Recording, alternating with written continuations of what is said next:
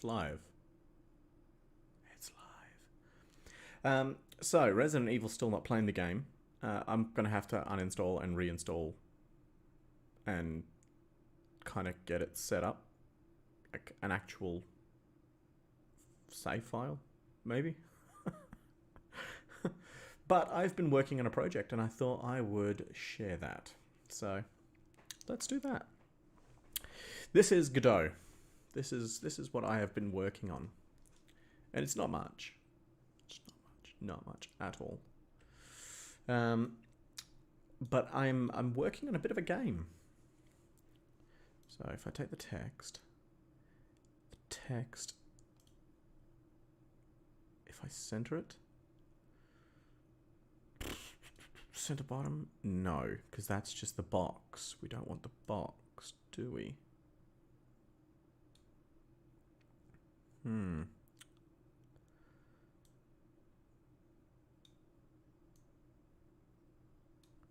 I mean, like right now, all I'm trying to do is get like a bit of a rough layout to how I'm going to get it set up. I'm going to go through kind of afterwards or during the project and start adding the actual details. Fam, hello, welcome. So if I fire it up, fades in, fades out, and I've got like a game title goes here, start, settings, exit, blah, blah, blah, blah, blah. So I can exit, I can fire it back up. Fan with a share, thank you very much. So we've just tested exit. Settings will take me to the settings scene, but if I come out and have a look at settings, there's nothing there. But I could just quickly whip something in there. Let's just whip the icon in there for now. There we go. And if I fire it up and go to settings, I should now see just that. So if I go settings, there we go. Perfect. So it does transition well. I'm not seeing any issues with bugs or anything like that.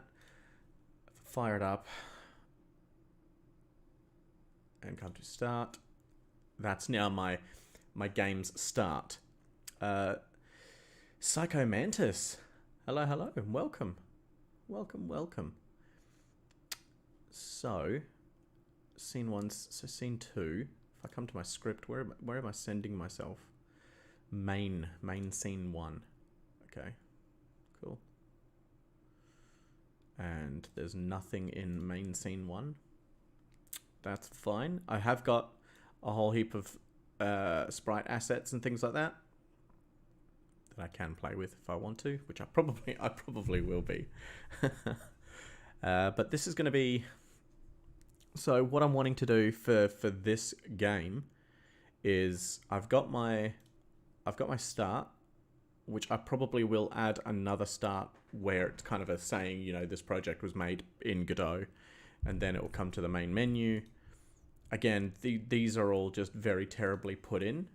It's just kind of getting a bit of a layout. So I've got the basic structure, the basic flow together, and then I'll come through, I'll get some artwork done for this background, I'll get some artwork done for the title, I'll get some artwork done for the buttons. I probably will get I don't know whether I'll keep the settings here or just get like a little cog up the top here or up the top here. But this is going to be for mobile devices, so it's going to be a mobile game. And if I come down to my assets, nope, not that one. We want, wait, did I put it in assets? No. Characters. Okay, so I haven't got it in there. Anyway, I've got a full UI worth of buttons and joysticks and all that sort of stuff. So I'll probably get like a little cog up here or up in the... Actually, the left-hand side is probably going to be easy because you're not going to need the settings as often. A little pause button up here with a little mute button next to it. I don't want them to be too close because if you're thinking about a mobile screen, they're going to be quite close together, so you don't want it to be... Yeah, anyway. A little D-pad or something down here and 2 buttons here.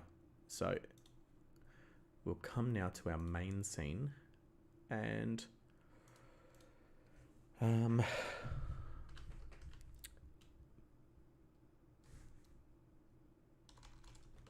main.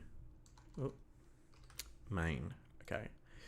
And from the main node, we want to add a child node. I don't know whether we work on the background first or the character. Perhaps the character. So we'll go to, what was it again? Was it a bitmap? No. What was it called again?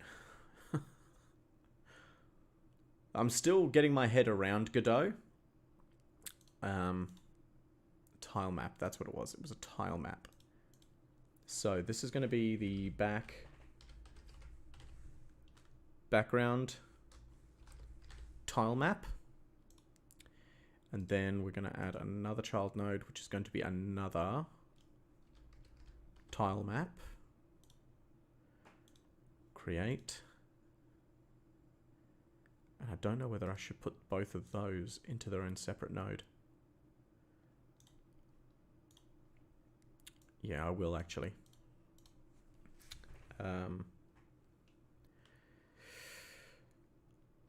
So we want background. So we want the background tile map.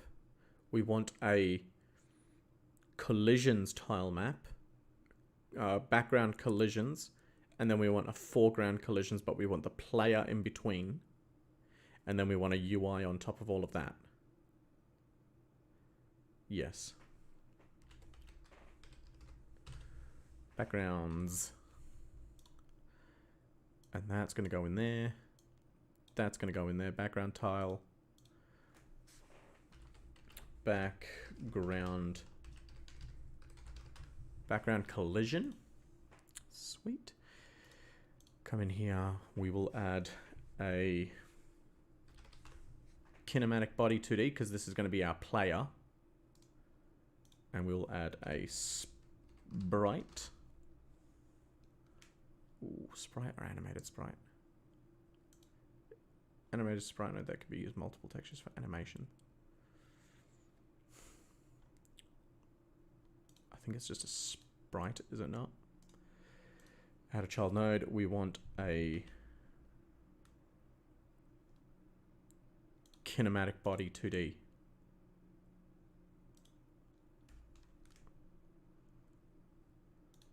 No. Change that type. Actually, what is it we need? Has no shape. Ah, so we need a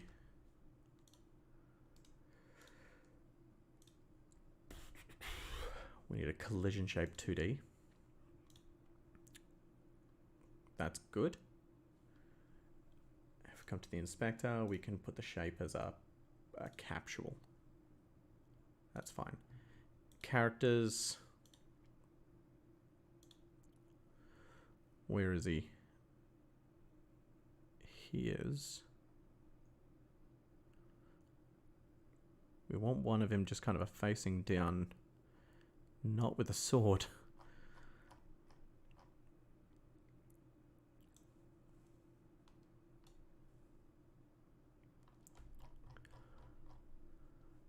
And then we'll come back to import, filter, take that off, re-import. That should sharpen it up. Fantastic. We're off to a good start. Transform. No. Offset region. No.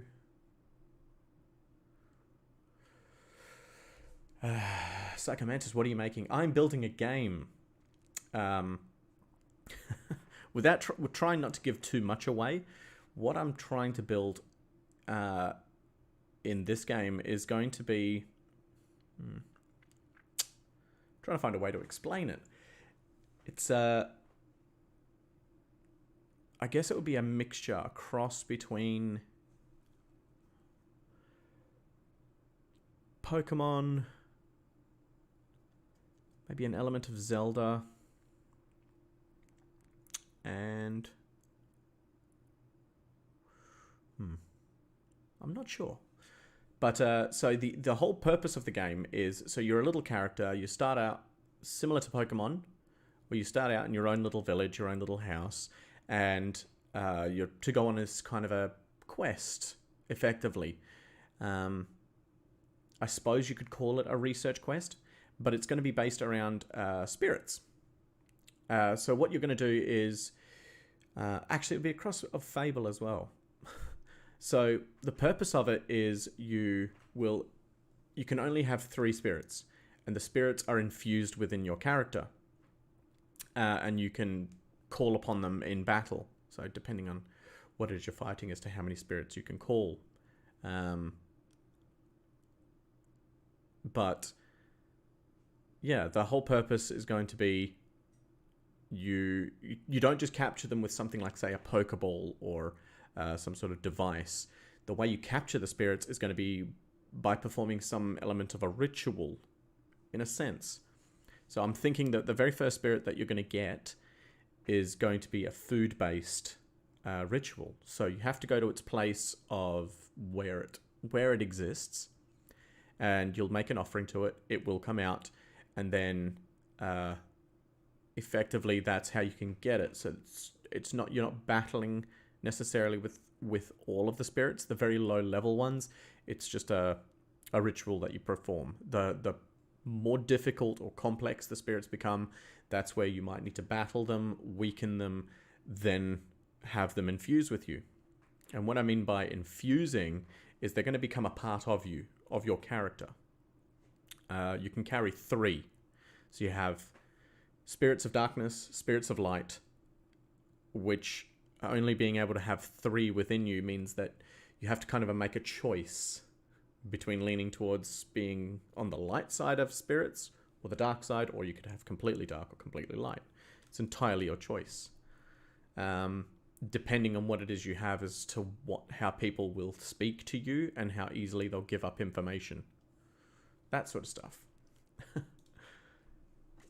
I probably will go through on my YouTube after this video and do up a proper description to it. But what we want is I'm after just capturing the one image here. And I forget how that's done. Normal map. New animated texture. No. What was it?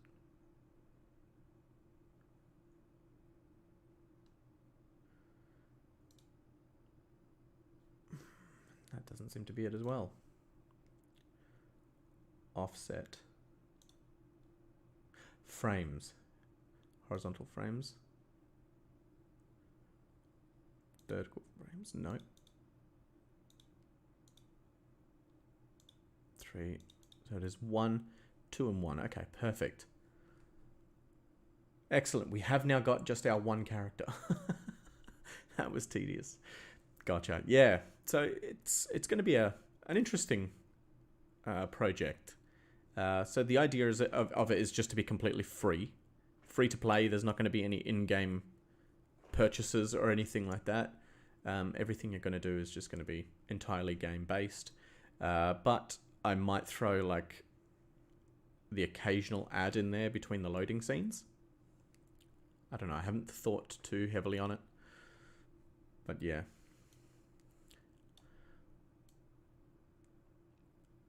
Okay, so we want to turn off grid snapping because we want to shape this down a bit. There we go. There we go. I suppose we want it to be just a tad smaller.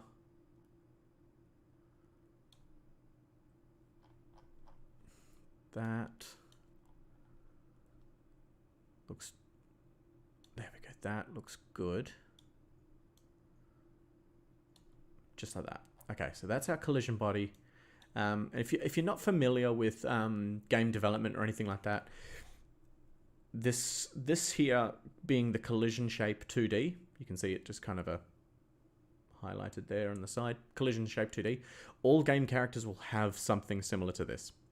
They'll have a collision shape within them. So this tells the game engine that if it collides with another shape like that, it won't let them pass.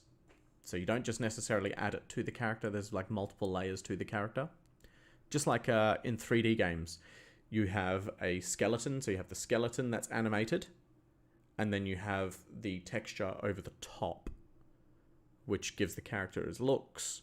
But realistically, all it is just the skeleton being controlled. So the skeleton takes care of the animations, the texture takes care of the aesthetics, the collision body takes care of any interactions. So yeah, it's like a multi-step process. But I had a test set up. If I save this, I could probably open it up. Scene, we want to open project. Open scene. Open reasons. No.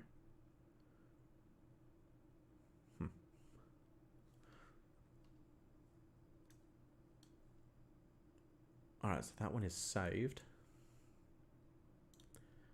Yes. Documents. We want to open up Godot.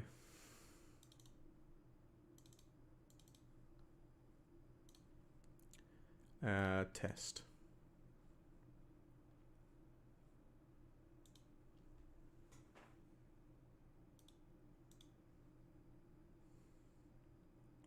Wait for it to respond. That's right. I threw a massive map into it and forced it to collapse.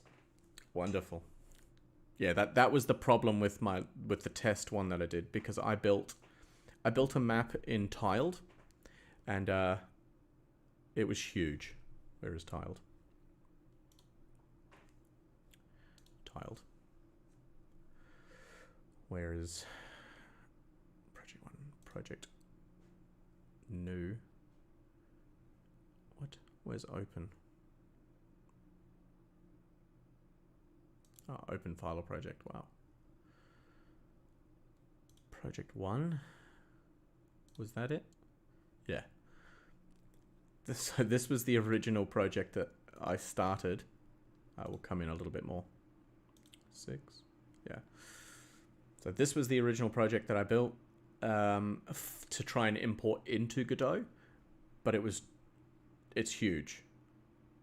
It is absolutely massive. If I come in, like even right now, it's starting to lag.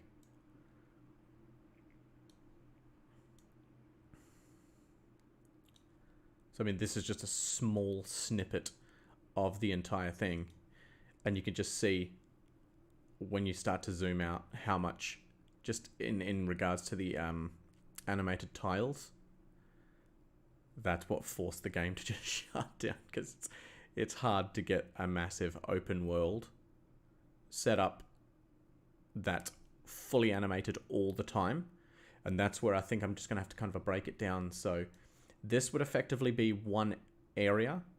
So this whole area, if I snapped this out,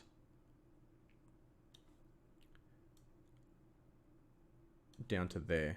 So kind of like all those sorts of initial starting games, this bit here, there's usually someone standing there that won't let you through until you've completed something. So there's a little cave here. I think that's where the first spirit is going to be. Well, the first of the two. You have a choice.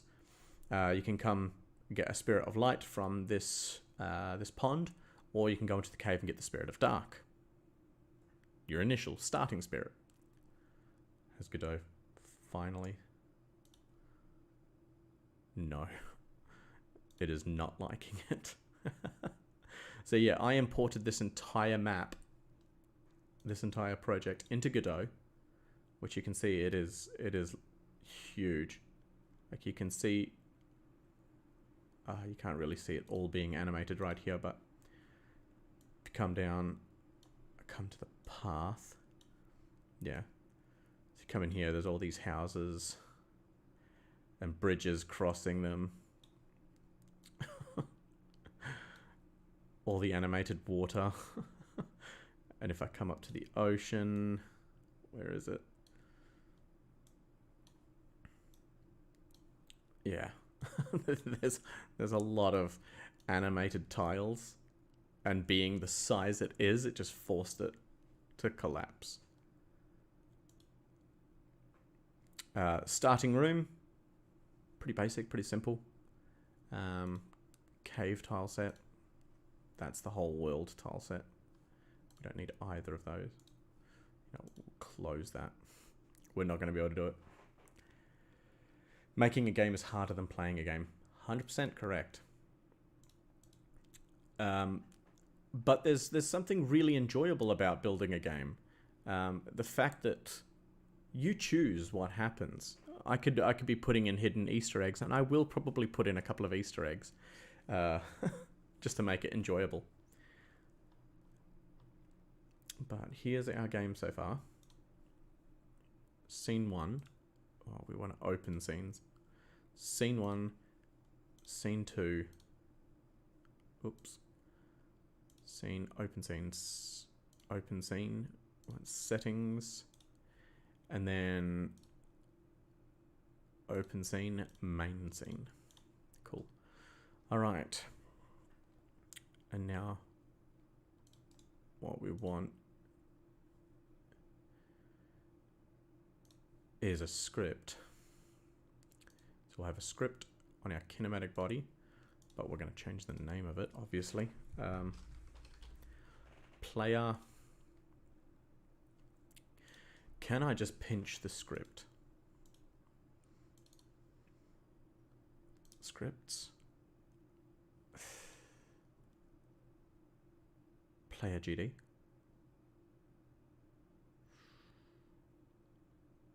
Ooh. Copy. Yeah, that should actually work. I should be able to pull that in. Scripts. Paste. Let's see, does that work? Scripts. Player. Excellent. If we player GD,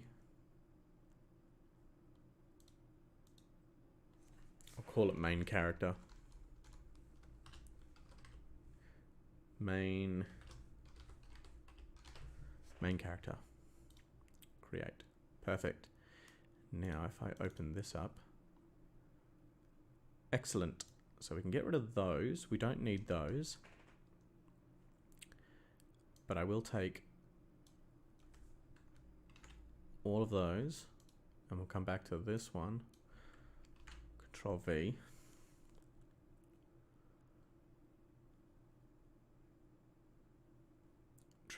Else.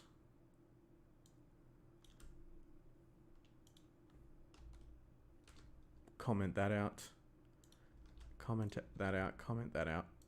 Comment that out. Comment. We don't have the animations in yet, so we can comment all of those out.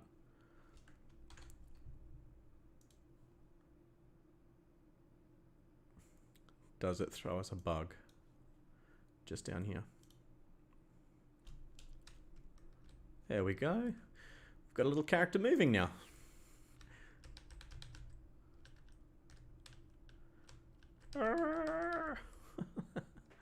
Okay, excellent. So now what we've got to do is put in our animation blast. Animation tree and animation player. So you could I could code in all of the animations. So like in the script that we just saw, I could go, if the right button is pressed, play this animation on loop. If stopped, so like here, else, animation state travel idle. If it stops, stop it.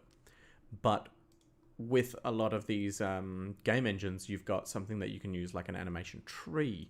It's not necessarily called that in all game engines, but effectively what you're telling it to do is you're going to glue it in there, and then you're going to put the animation tree connected to the script to just say, do this.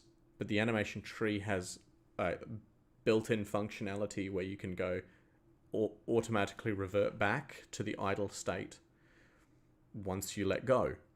And it takes the last key that you press. So if you were pressing right and you stop, it'll say right. So it'll go to the idle right. So if you walk right and then stop, it'll continue facing right.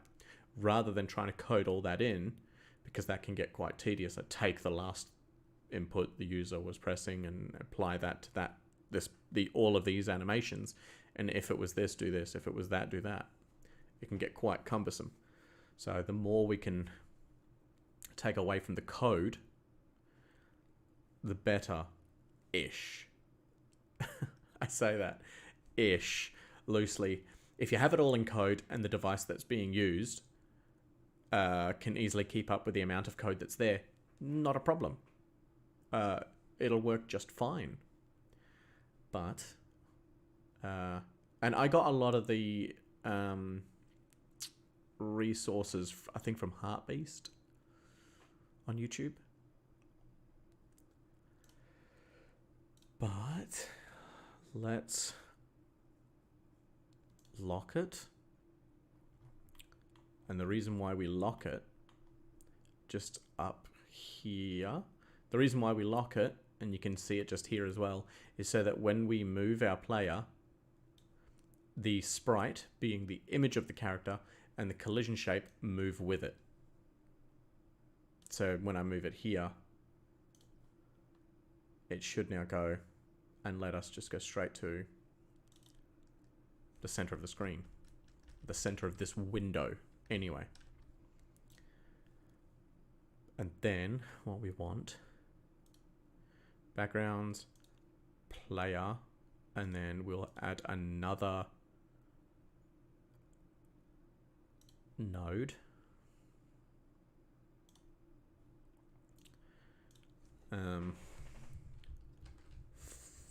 Foreground. I've built some simple games with FPS first-person shooters. Nice. What game engine did you use? And then in here, we're going to add a tile map. Excellent. So we can come back here, background tile map. We can enable grid. And what is our grid?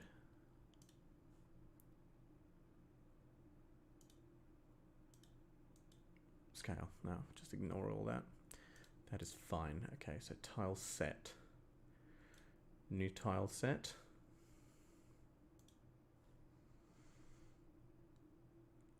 And we're going to go into our assets. Inner. Perfect. But we'll go to that, import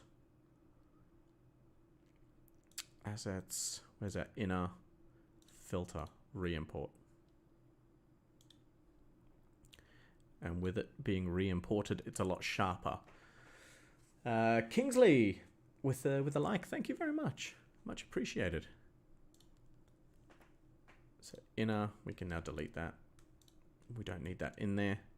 But we'll come here again, tile set. Wait, what? Did I not add it? Add inner. Okay. We can zoom in. And what we will go with is, so we're going to lay the whole thing out as effectively just an image. And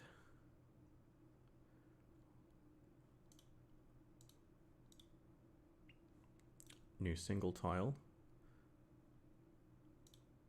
grid. What was our grid? Oh, that's fine. Zoom out. New single tile. New single tile. Oh no. It's wrong. It's wrong. 32. 16 by 16. It's 16-bit. Stuffed that one up. Okay. Region. we're not going to worry about auto tiling. If we come back to here.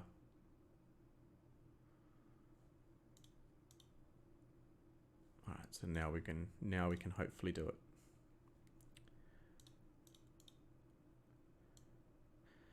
And if we start off first with the floor, which I'm thinking this one here, new single tile. We come back, we should now have our single tile. Cell size 16 by 16. Perfect, okay. Excellent. How big do I want it though? That's the only question. I need 3 spaces from the top. If I leave 4, does that feel too big?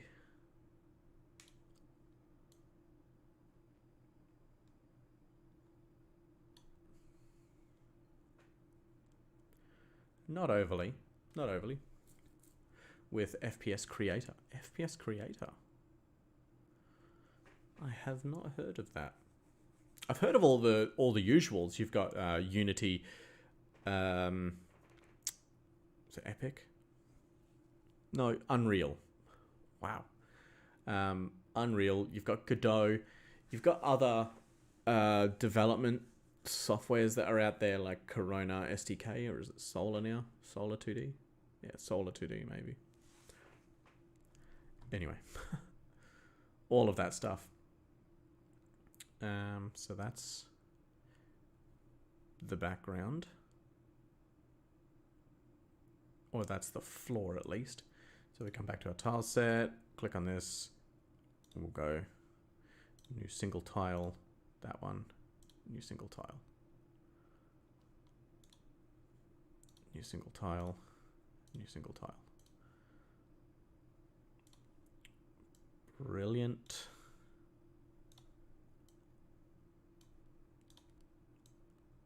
Oops. Control Z. Stuff that one up. Good and proper. Yeah, it's an older indoor game build thing. Okay. So it kind of gives you a lot of the pre-setups, I'd imagine. They're quite handy actually. If you just want to get in and have some fun, if you don't want to necessarily always be doing everything from scratch, that can be quite tedious. And now, background collision. Actually, I should call this background 1, and then tile map.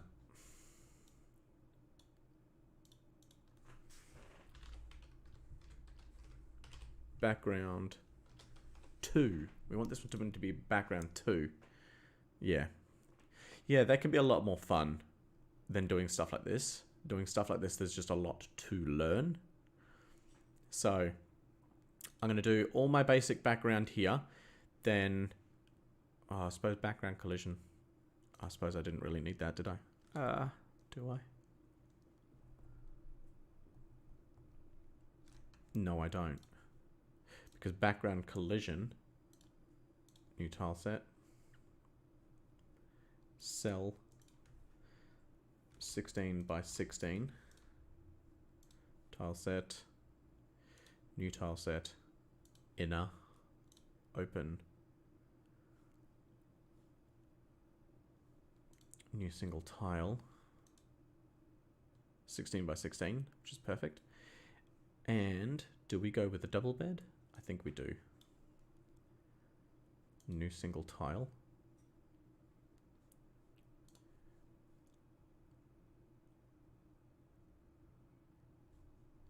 Hold on, we haven't added the collision yet.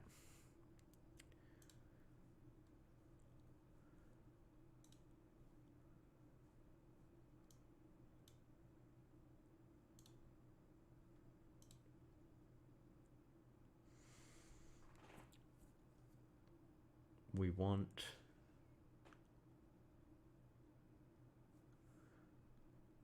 foreground collision. That's right.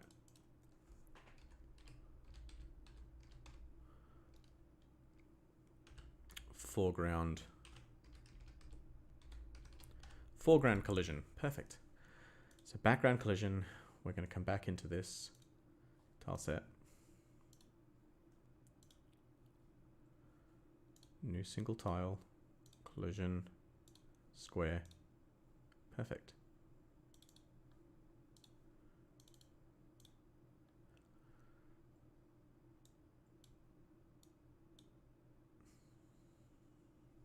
New single tile. Perfect.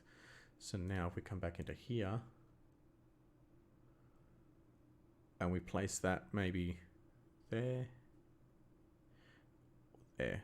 Yeah, right up against the edge. Why not? But we will also add black, but that's going to be right up here.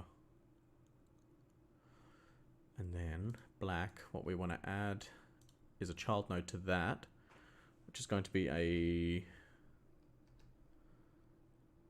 collision polygon.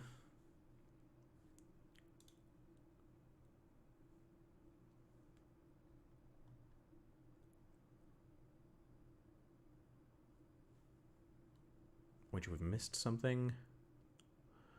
Polygon. Ah, area 2D. Add a child node. Area 2D, which will go there. That will connect to that. And then empty collision has no effect collision.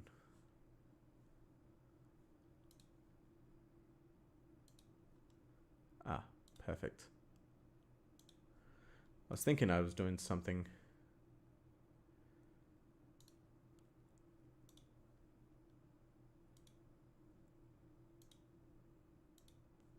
Brilliant.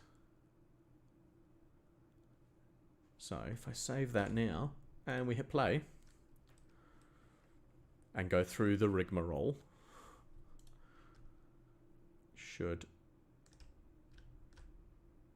it's not stopping me. This one is, it won't let me go to the bed.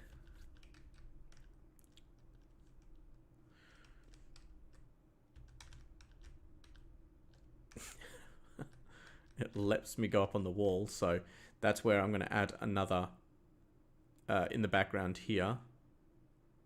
Under background collision, I'll redo the wall, except it will, obviously I'll collide into it. So I only need to put collision across the bottom ones here, because there's no need to worry about up here. I can't get up there. I shouldn't be able to get up there. Disabled, one-way collision. Why am I colliding with this? What? Light mask. And my player is on the exact same. Collision. Collision layer 1, collision layer 1, collision layer 1.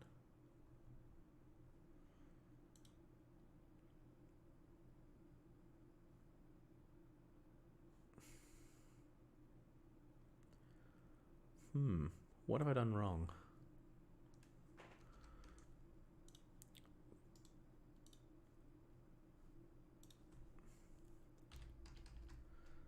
Collision polygon 2D, yes.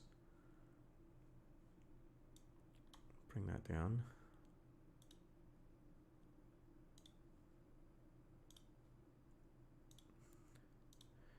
Was it maybe too small?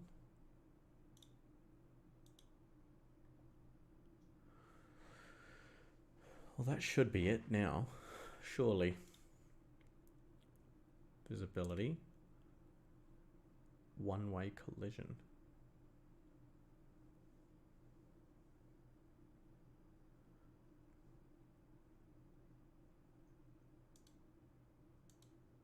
No, we don't want that. Build mode solid.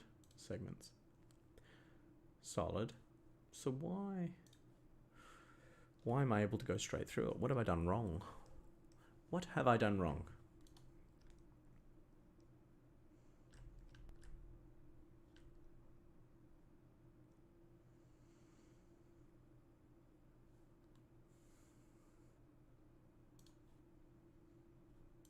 We can worry about that after.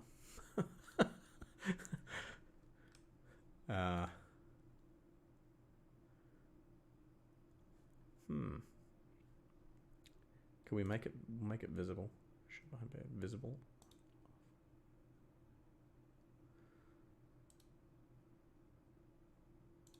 Invisible. Yeah, we'll leave it invisible for now. But we're bumping into the bed. That's good. And now we want to finish off a little bit more. Backgrounds. Backgrounds. We'll get rid of that. Background 1. So this is more of the aesthetics. Background here. We want to come in, put a collision, new single tile on you. Put a collision square. Done. New single tile. Come back. Click on that one. And it should now be, we should now be colliding with the base of that wall. Yep. Perfect. So we can't progress any further. Excellent. Now, should I, yeah, I suppose I want to kind of be on top.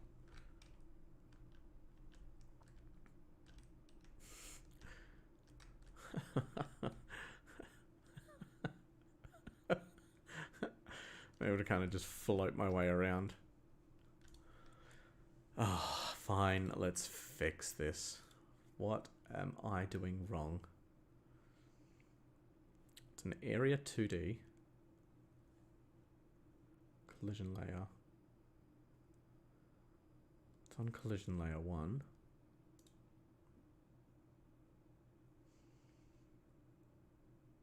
Gravity. Have I got it on the wrong? Ah.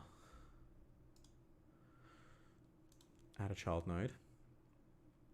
Static body. It might be a static body. I might have done the bearded man games. Well, I'm not. It's not 100%, you know, solid on that. Wait, what? Where are you? So you're there. You're there.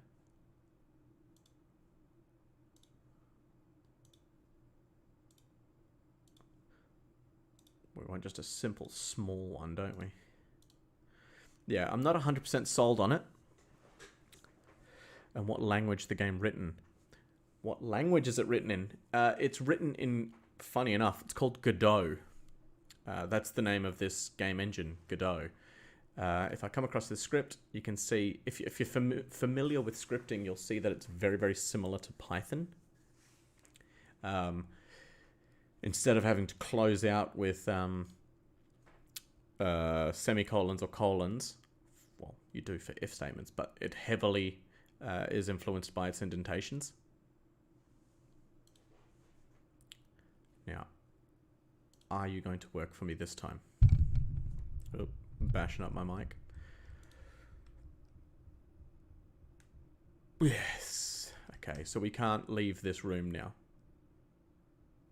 Which is great. We can't leave. Can't get on the bed. I mean, you can see, like, I guess with this bed leg, I mean, I could probably stop it from here. Which I guess I could just stop with the collision shape. Probably. Oh. We want to get rid of the snapping.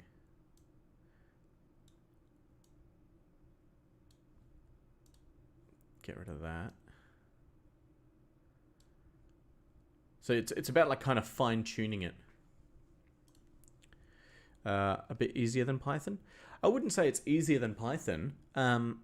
Funny enough, if you are wanting to learn how to script or code, Python is a fantastic starting point. Python is absolutely a fantastic starting point. So let's just say Actually, we'll come back here. We'll make sure that's all locked in. Save it.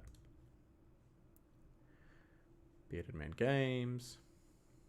Start. Let's make sure it's looking okay now.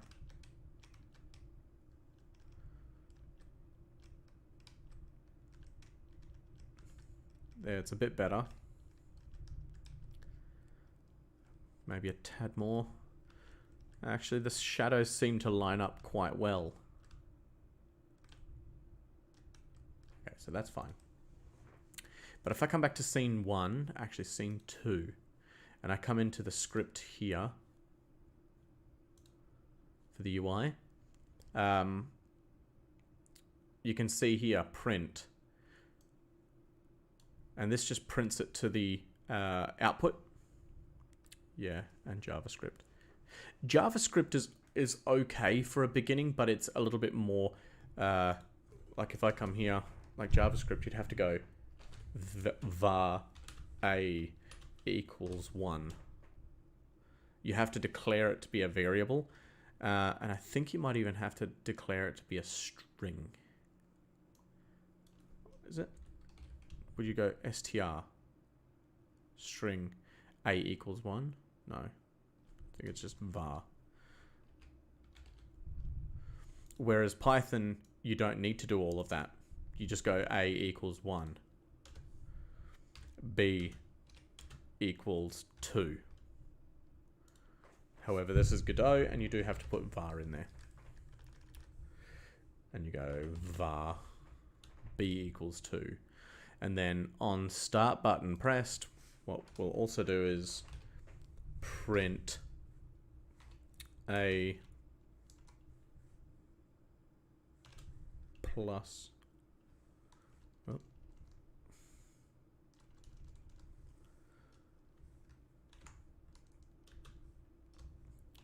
plus b. Okay. TK is true. Returned string name. What? Control save. Let's see if that works. Alright, so it says hello when it first pops up, just because that's where I've got it, so that I can kind of be monitoring the output. But if I click start button pressed, and it comes out with the number 3. So if you have a look in here, a plus b, I'm telling it to be printed. And I've given a the value of 1 and b the value of 2, so a plus b. And I could go var c equals 10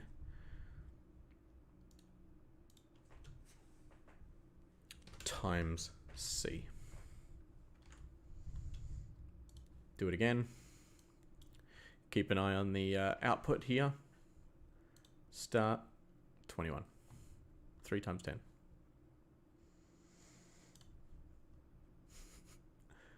So yeah, that's as simple as Python is, but you don't need to declare the variables. You would just go a equals 1, b equals 2, etc., etc., etc.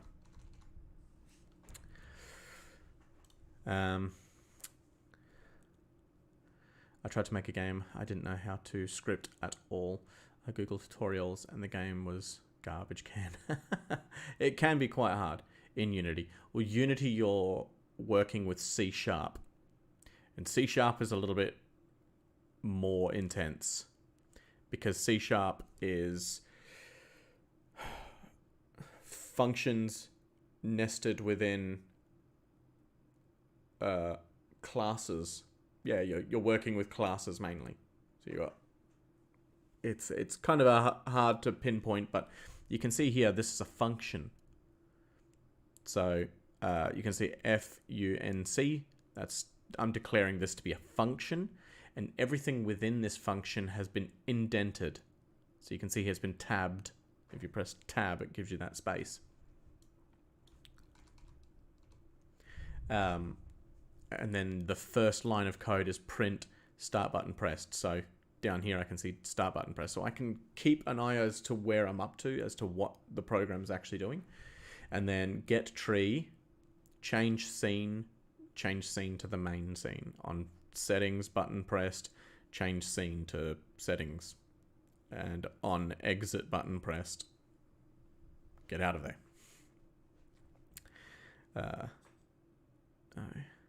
I'm a Discord bot developer, so I use JavaScript all day, lol. Well, I mean, no, JavaScript is good. It's a very good language and very useful. Plenty of work out there for people working with JavaScript. But I find it to be... It's not difficult. It's not difficult, but I would say Python is easier to just pick up because it takes a lot of the... what would you call it? Syntax. It's not as needed. And I say not as needed. It's not as vital to be on point with the syntax in Python. So I think Python will allow you to put var and declare variables, whereas JavaScript won't. Am I right there? I think I was 5 years old or something. 5 years old playing with Unity.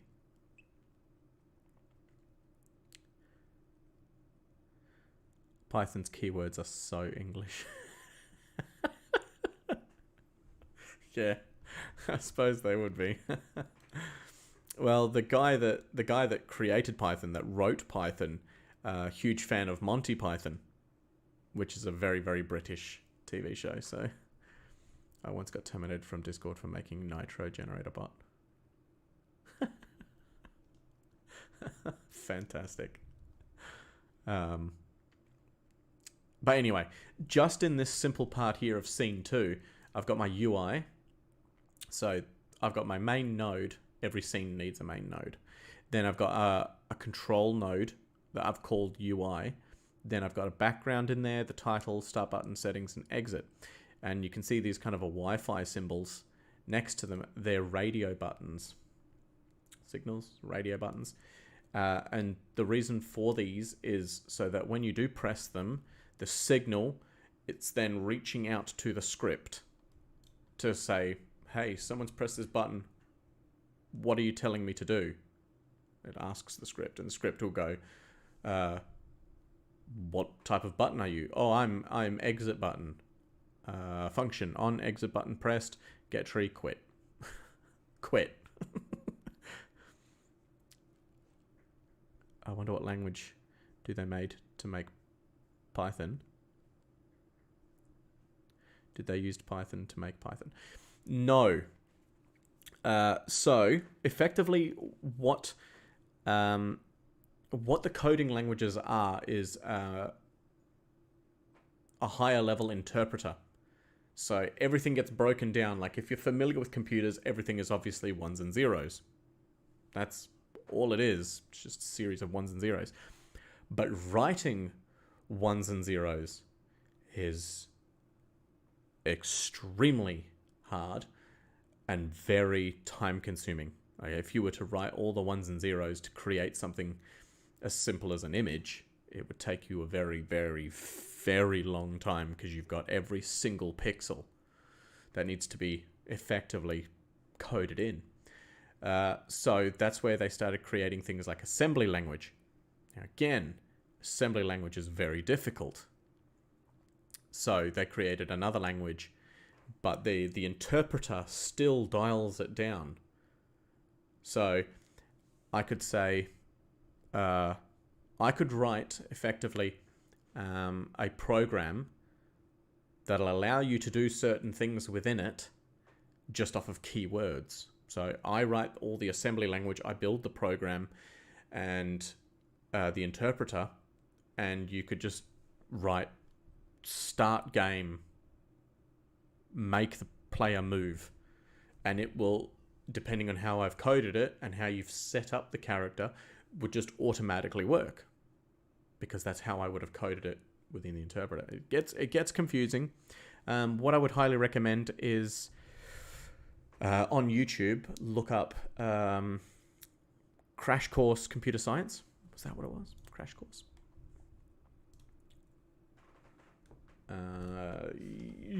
YouTube.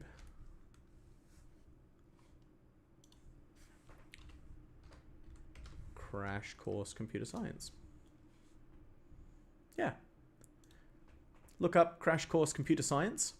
And, yeah. It will explain everything. Start from the very first episode and work your way through. You'll find out, you know, when someone says there's a bug in the computer, you'll find out exactly where that terminology came from. It's a fantastic course. Check it out on YouTube. But let's press on. So we want to come back to our main scene. Want to get out of there. All right, so we've got our area all locked in. Want to minimize that. We want our collision here. And now what we'll do is we'll come back into our inspector, tile set in here, and we will go new single tile, new single tile. And we come back in here.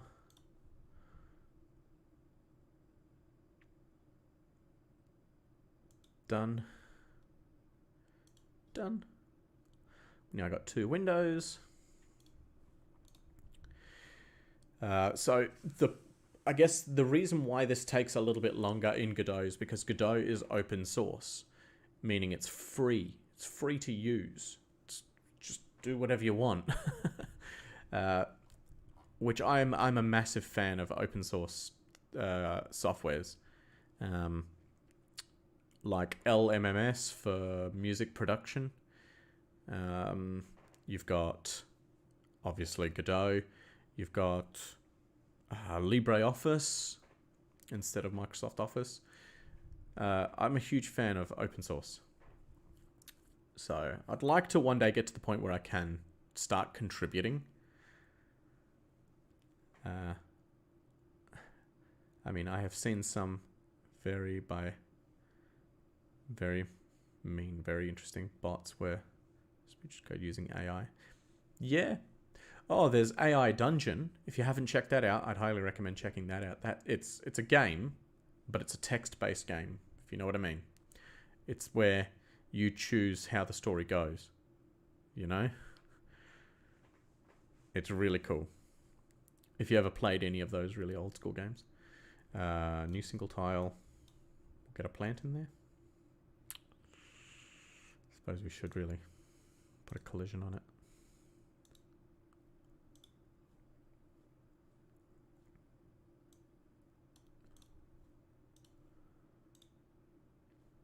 New single tile. And if we come back here and we put a plant.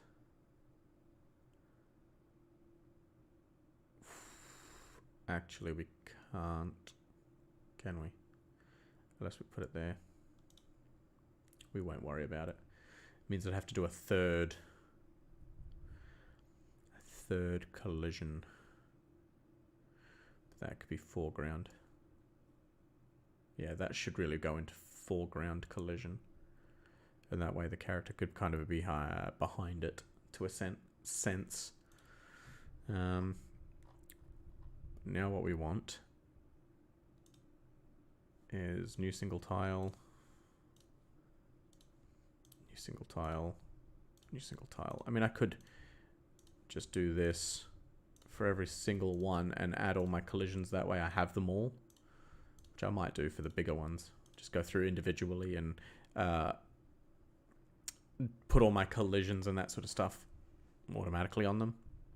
But if I come back here now, they should be all in. So if I grab that one, we put it there. Oops.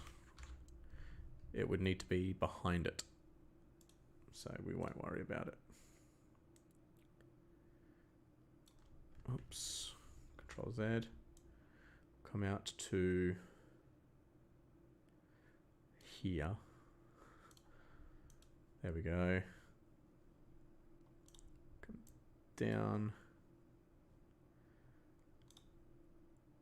Add our corner. Come across. Add our other corner. Line it up nice and neat. Excellent. Come back to our tile set. Actually, we want that in foreground. New tile set, cell 16 by 16. And then tile set, new tile set, inner, open. So it's when building games, you need to really think heavily about the aesthetics and the structure. Wait a minute, is that wood texture stolen from Minecraft? 100%. I mean, open source are nice, but not very optimized. Exactly. So, new single tile. This one, collision.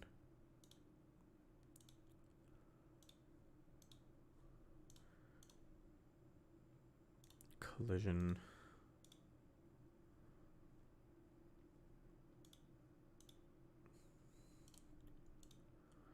Collision.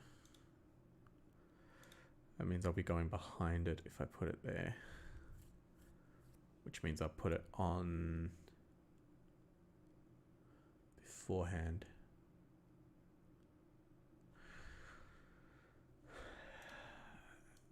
Okay.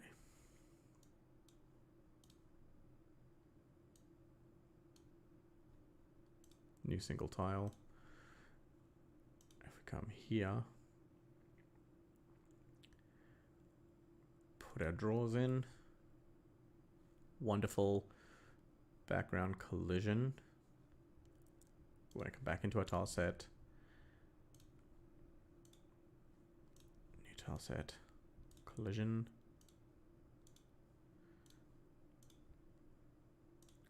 Collision. Collision.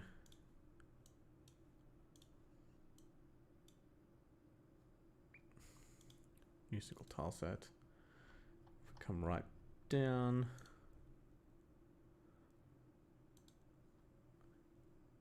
Perfect. Let's see how that looks and operates and feels.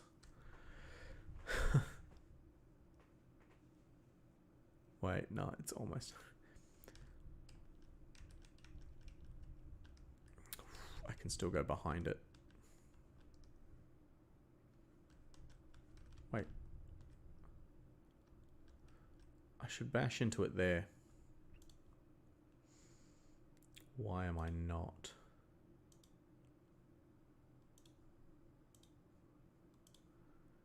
Shadows just becoming darker, aren't they?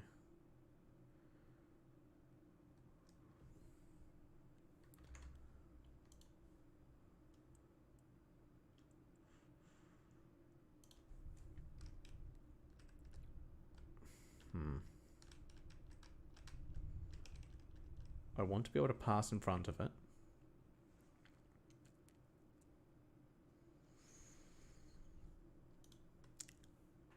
One, two, three, four. So I want it to be smaller, which means what I'd be after 16 by 16, 8 by 8.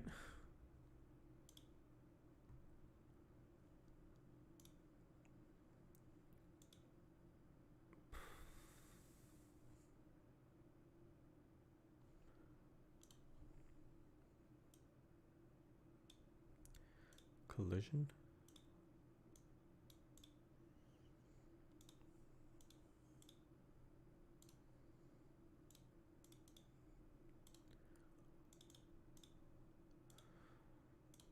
I don't know if this is just going to be tedious. I think so.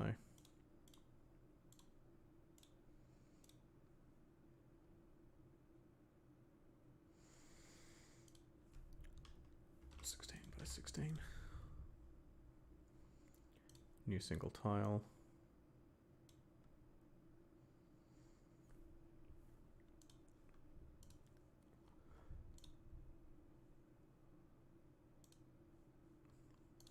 Does this make a difference? Wait, don't. I think the carpet will have to move as well. Don't even. Nah. Or is that the wrong one?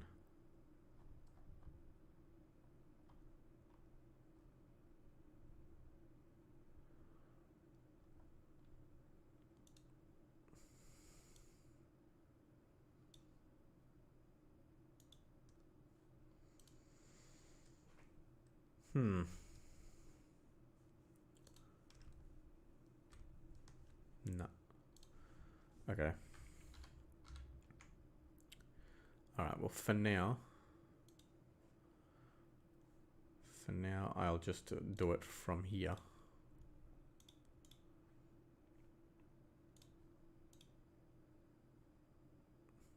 Collision. Actually. Collision.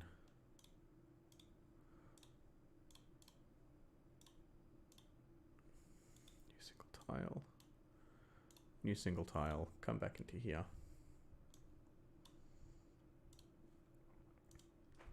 And it should be working now.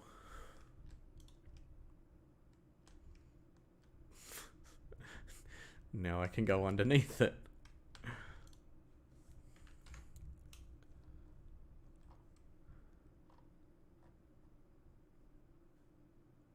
I think it's because I did it as Atlas new single tile.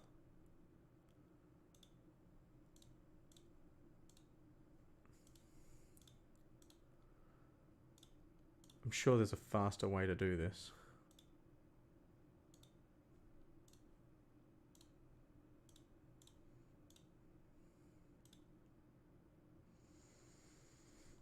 New single tile.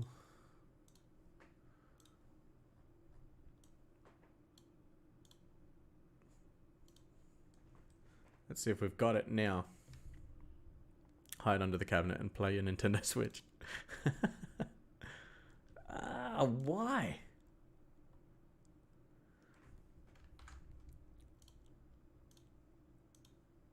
Must be the individual parts then.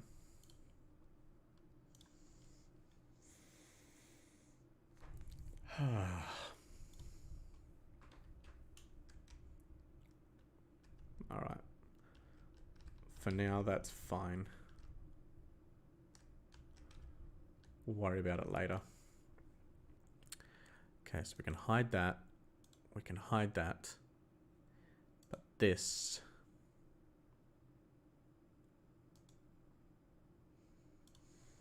we want to add some stuff to it.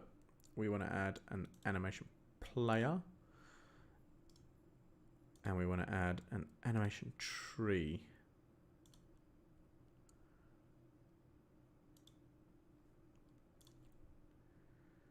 Tree root. State machine. Oh, animation player, cool. And the animation player, now what we want to be doing is player current animation stop. Stop. New animation is idle. And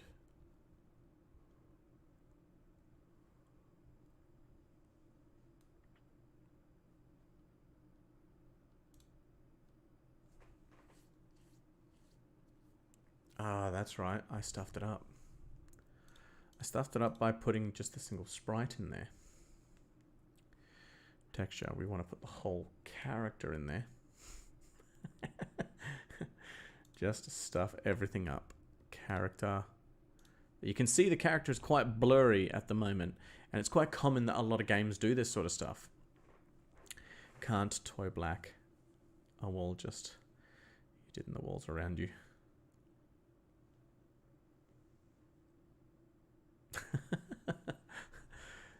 So, filter, remove that. You can see it sharpens it up.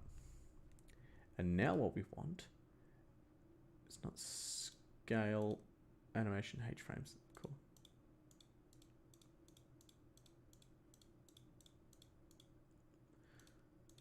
It's 18 by, I think, 9/8.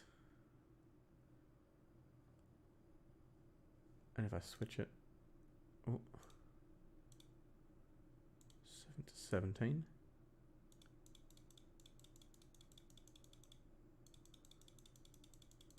Yep.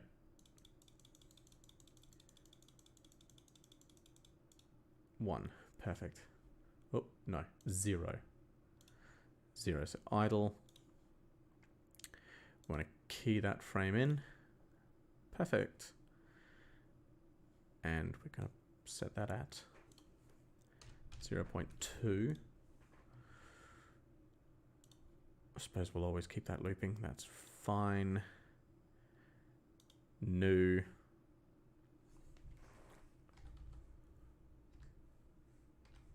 Walking forward.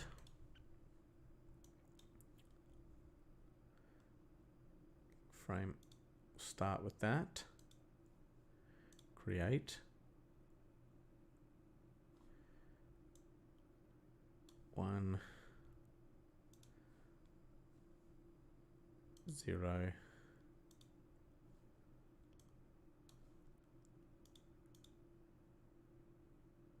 2.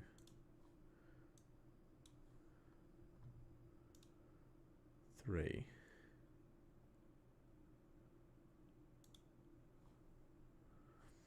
Loop. If we play that.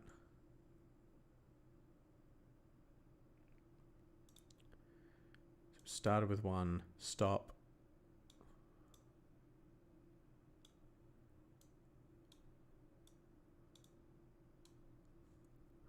And if we play it again, I screenshotted your character movement NFT. We'll stop that and we'll bring it down to 0.8 and we'll hit play again. Perfect. So that's walking forward.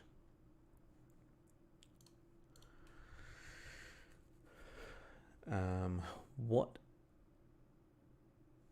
We want that looped. Yep, walking forward.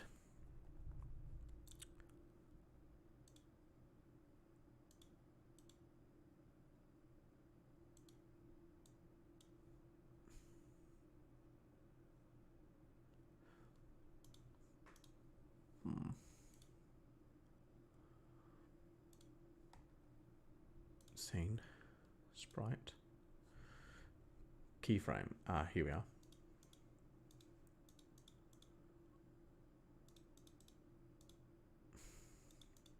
That's picking up. Walking while picking up. Idle right.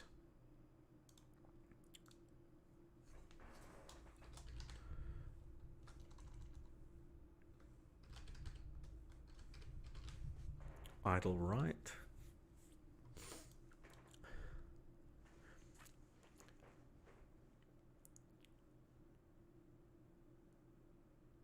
Can you imagine once you done your game, your computer power goes off? Thankfully, I save it quite frequently. Probably not frequently enough, but that's fine. Don't worry about it. Create, loop, 0.02, 0.2. So this is a pain, like I would say a painstaking process, but once I've done this and I've captured each frame, looped it, and got all my animations together, then I would go into the animation tree. And once I've got this, I'd be able to put a blend space 2D. Yeah, blend space 2D, and that's where I can put everything down. So you can see you got your y-axis and your x-axis.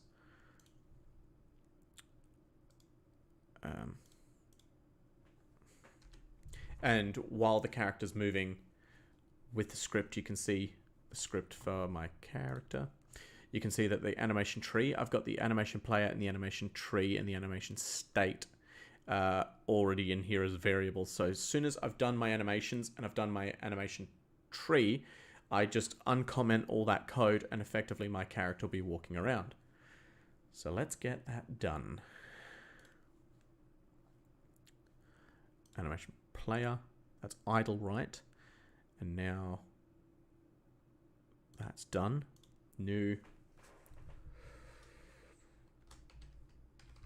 walking right.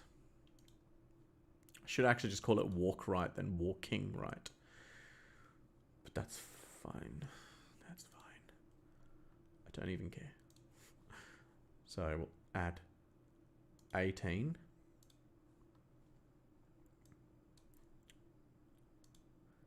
17.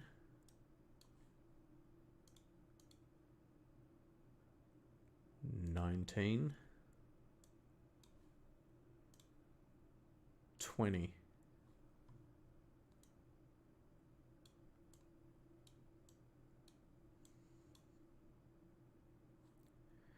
0.8. We will loop it. There we go. Fantastic. We'll hit stop. Grab our sprite again. Now what's next? Picking up from the right. Walking while carrying something. Walking up. Idle. What have I got? Just standard idle. That's idle up. Why did I not name it? Edit. Can you let me rename it? Why would you not let me rename it? Oh, fine. I don't even care. New.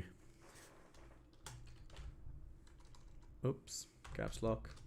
Idle up. That's fine. Come all the way to the beginning. And then, oh, what number was that?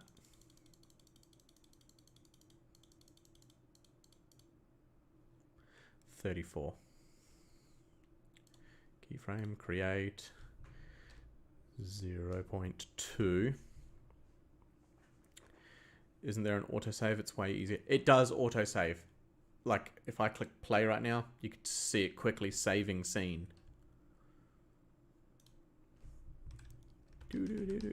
So, any major change that I make, it will just automatically save. It does have an autosave. I don't know how long that is between each autosave, but every time I click play, which you'll see is quite frequent, that I'm clicking play and just testing things out. We'll come back down to the animation player, 0.02. Idle, that's fine. New. Walking up. And we'll come to our sprite, 34, 35. Key that in. 34. Key that in.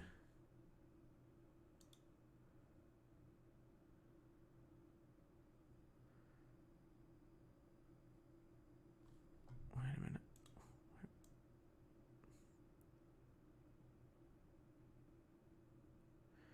So that's the right foot up.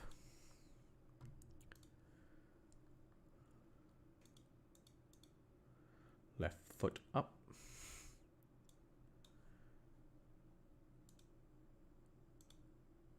Perfect. 0.8. Loop. Play. Nice and smooth. And then what is next? Should be walking left. Idle left. Idle left. And we come back to the beginning. And what number were we? There we go. 51.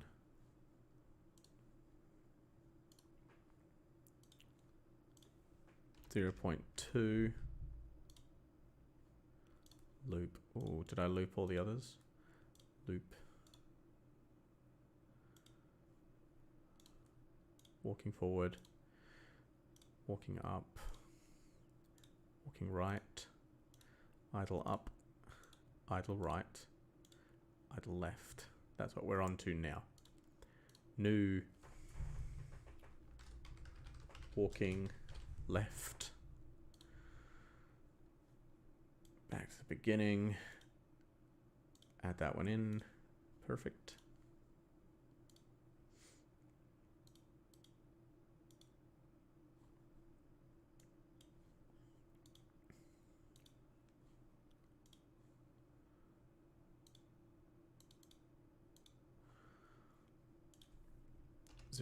.8 loop play. Perfect. All right, so idle,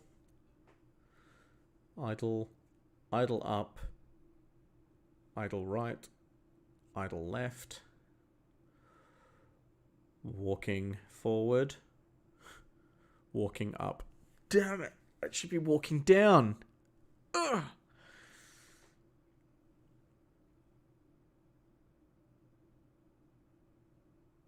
No, I need to redo those.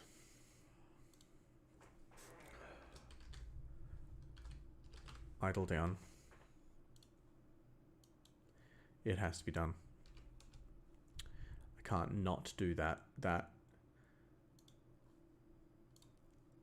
will do my head in. 0.2 loop. Animation new. Walking down.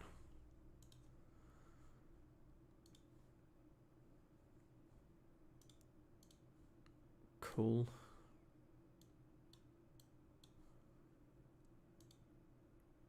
Cool.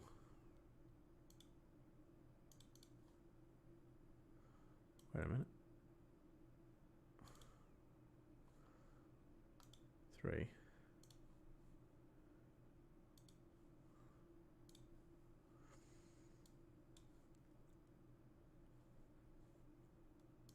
Two.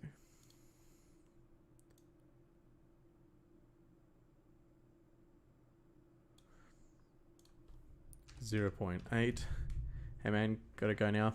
Good times today. Well, I'm glad you enjoyed. This project I'm going to be working on until I start uni again, which is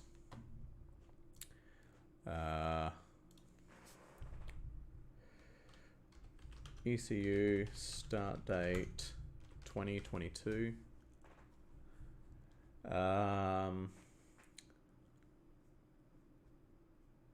Semester 1 Friday, February 1st. Wow.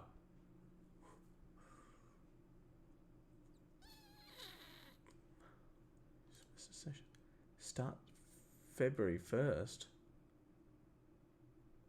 Is it really that soon? Oh my goodness. I didn't think it was till mid.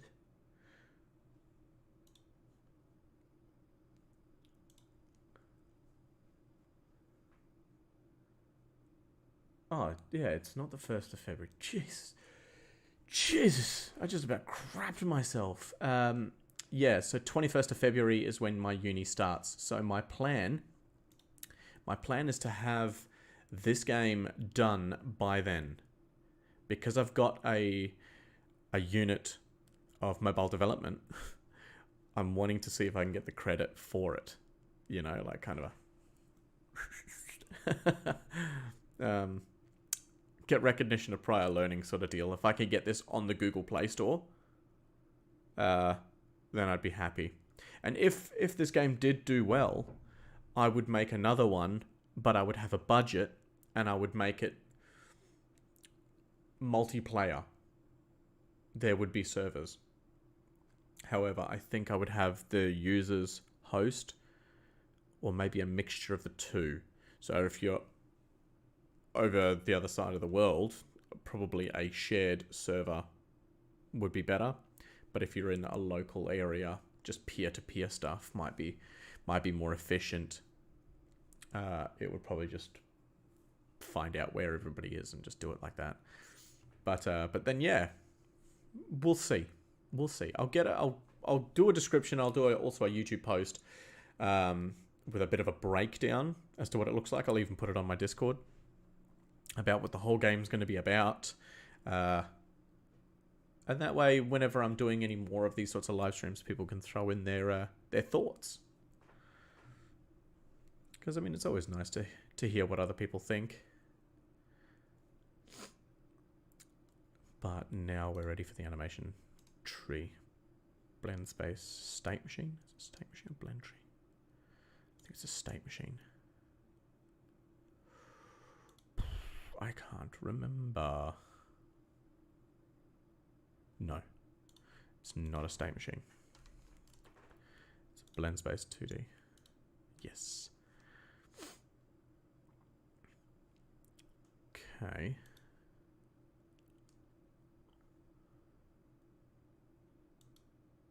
Add animation, so that should be idle. This one's going to be idle. Idle down. No, that should be idle. Idle down. Idle up. Idle left. Idle right. And then if I grab this,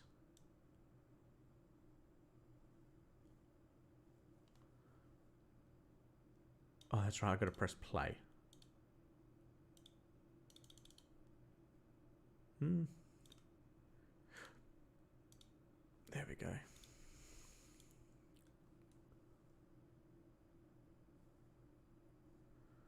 What? Oh, activate playback.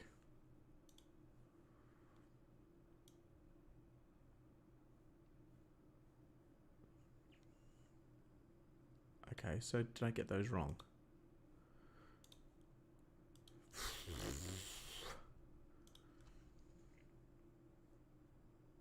Actually, you know what? I don't think I did.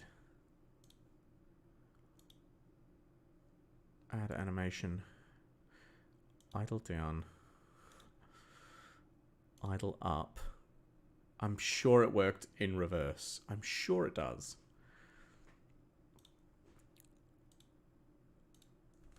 Call this idle.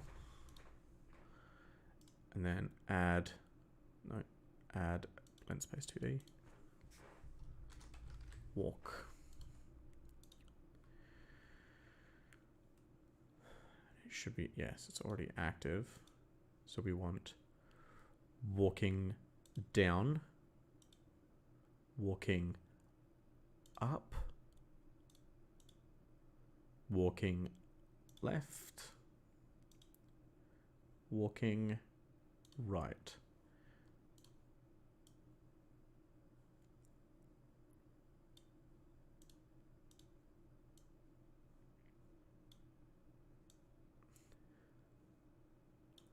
That's right, I didn't hit play.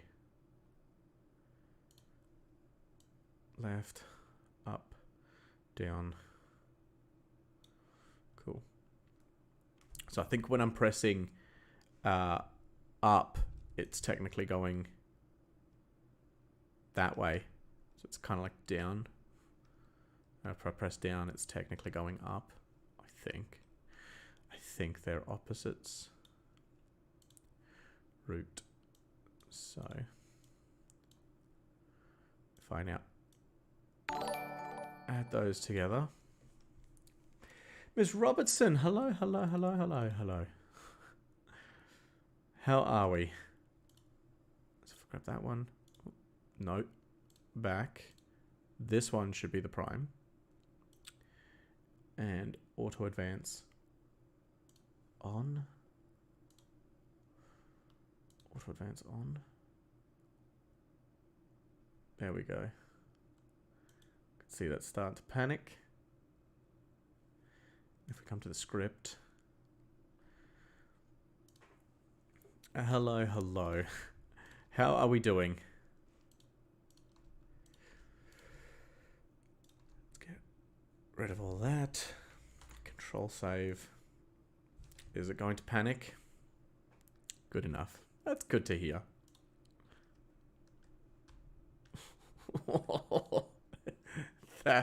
that is panicking.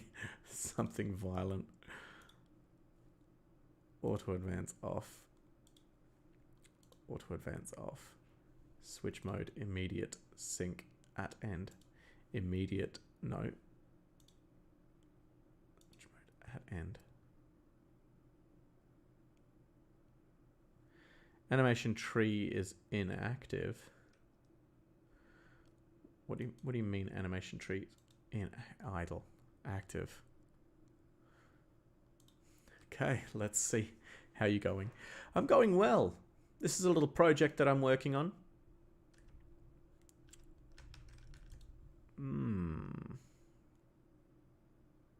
Why are you not?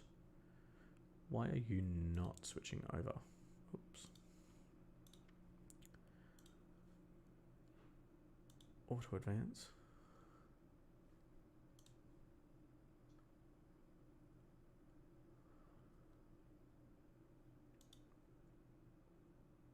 Do I want auto advance? I don't think I do. Let's try it. Let's just see what happens. This is a project that I'm working on. Nope, that wasn't it either. Auto advance. So we want this one. This one's got to be the primary one. So why is it still going?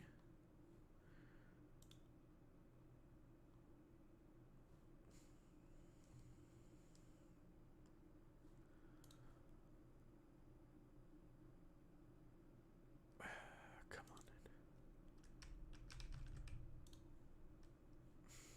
on. Why are you not? Immediate. Auto advance.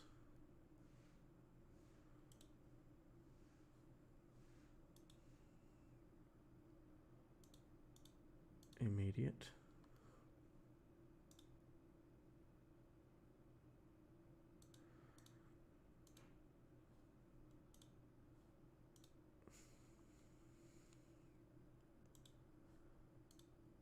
At the end.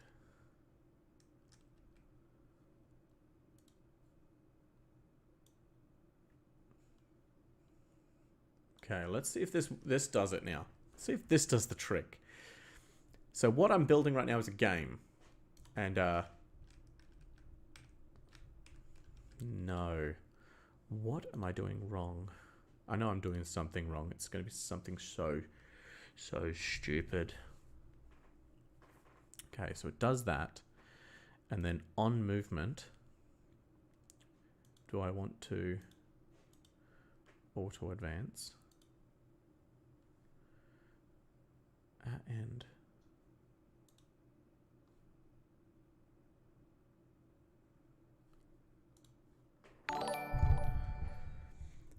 Sam Wheatley with a like. Thank you very much. It just doesn't want to do it. Immediate. Auto advance off. If I auto advance both of them, what happens? That's a freak out.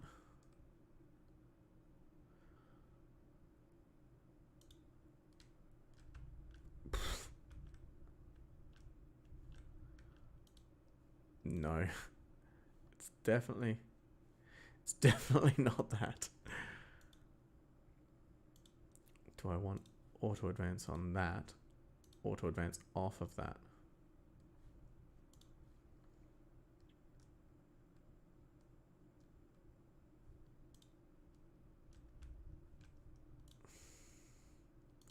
Why are you not doing it?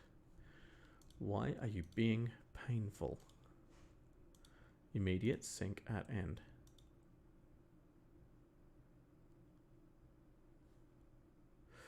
Oh, what was my... idle. Autoplay on load. It's idle.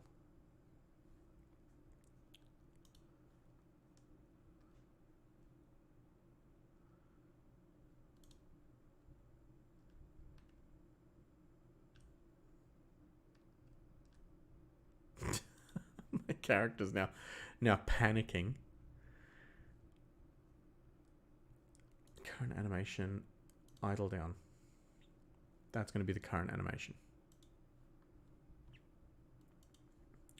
Let's get auto advance off. Animation player.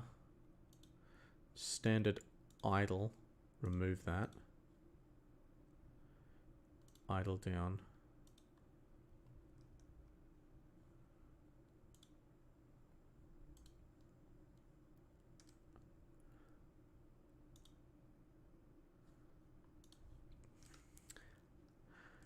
Hello, folks in chat. Wait,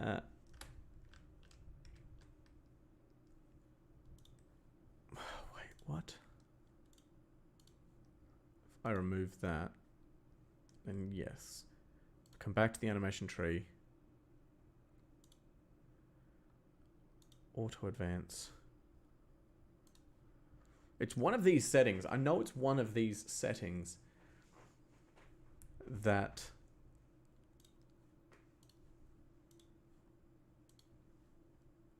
immediate. It's one of these very, very simple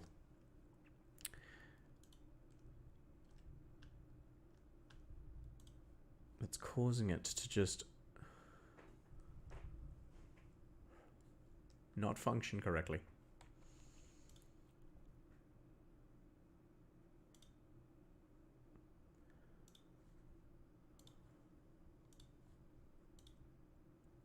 And immediate.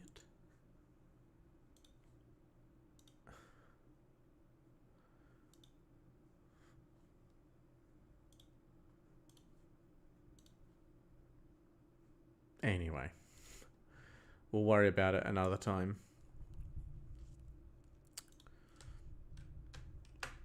So, for those who have just joined, okay, Ms. Robertson and Nicholas, this is a little game that I've been working on. You can see I've already got some collisions. Can't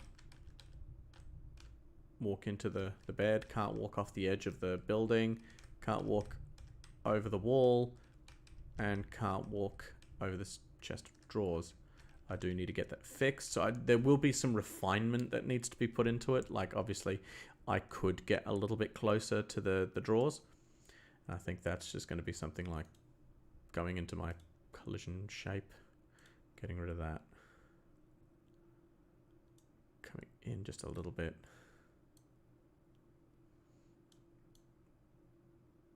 Like that. Locking it in, putting the snapback on. And then hitting play again. So when I hit play, right now I've got this very, very first scene, and this very first scene just has a white background to begin with, as you can see, and it just has Bearded Man Games. All of this is just right now kind of gluing it together. So getting the basic flow of the entire project. So that will fade to black, where you'd be able to read Bearded Man Games, and then it comes to a title screen. Again, all of this needs a lot of refinement, but it's just getting the basics together. There's a settings page that's got nothing on it, and it takes you to the main page. Control, save. So settings, probably want to add a button here. Control node.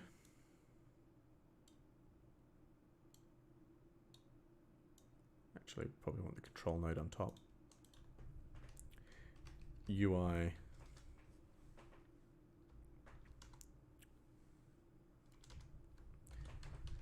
Settings UI.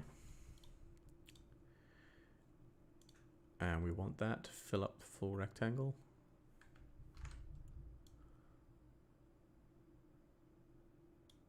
There we go.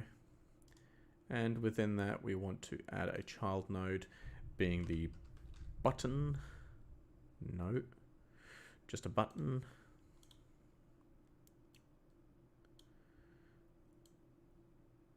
Which we'll put right there. Nice and big. Text. Go back. Excellent. And we can now add a script to that. Scenes, no, we don't add it to the scenes.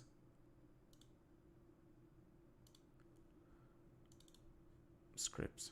Oh, I stored that one in the wrong spot. That's fine. Button node. Button pressed. Button pressed.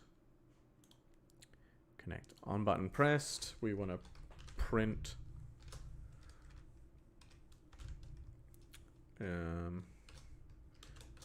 go back. Button has been pressed. And we also then want to do is get tree dot change scene to scene 2. Control save. So with just that very, very simple, it's all the settings. That's the only settings I've got. But with that very tiny little bit of code there, it'll now take me, when I go to this main title screen here and I click settings, I've got a button that says go back. That's it. But it now just means that I'm not having to click the X if I wanted to come back to this point, then exit the game. All of that works. But you can see the basic flow that I've got at the moment. So, like when you open up most TV shows or softwares, some softwares, not all of them, they have like a bit of a title screen at the beginning. So that's why I've got that one in there. This one, which then goes to the main menu screen. So there's a lot of artwork that I'll need to get done in order for this to start to flow better. But some artwork here, really nice buttons, a really nice title, a little bit more in regards to the UI, and then some music, etc., etc. And then when it starts the game, I don't want it to just cut straight to this. I'll probably have start, and that'll go to another section where if you've got need to start a new game, or if you're going to load a game. So I'm going to be working with some file saving sort of stuff. All of this is being built from mobile phone, so that's why the window's quite small. But start, and then so picturing this being the mobile phone, about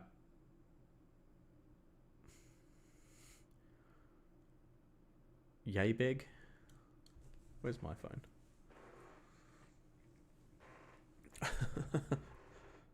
It's a little bit smaller again.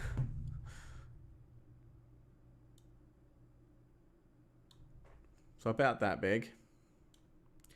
And you'll have a little D-pad down here. So a left arrow, up arrow, right arrow, left arrow, down arrow, up arrow. 2 buttons here. And then your settings and that sort of stuff all at the top.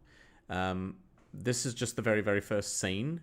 So that's why there's a black border around it. Whereas when you leave houses and go out into the open world, it will open up a lot more. So I'm going to have to find a way to get my joysticks and the buttons to kind of work better in that sense, because I can't always have this black background. It's just not feasible. But for the purposes of testing,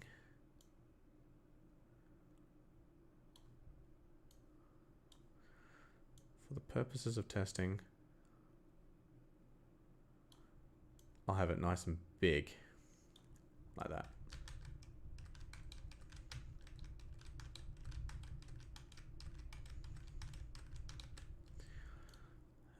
And I should quickly try and add a UI child node, a control node.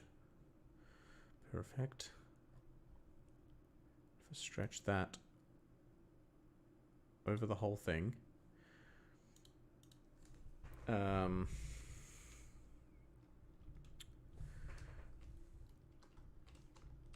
Constant UI. There'll probably be a couple of UIs, but probably be a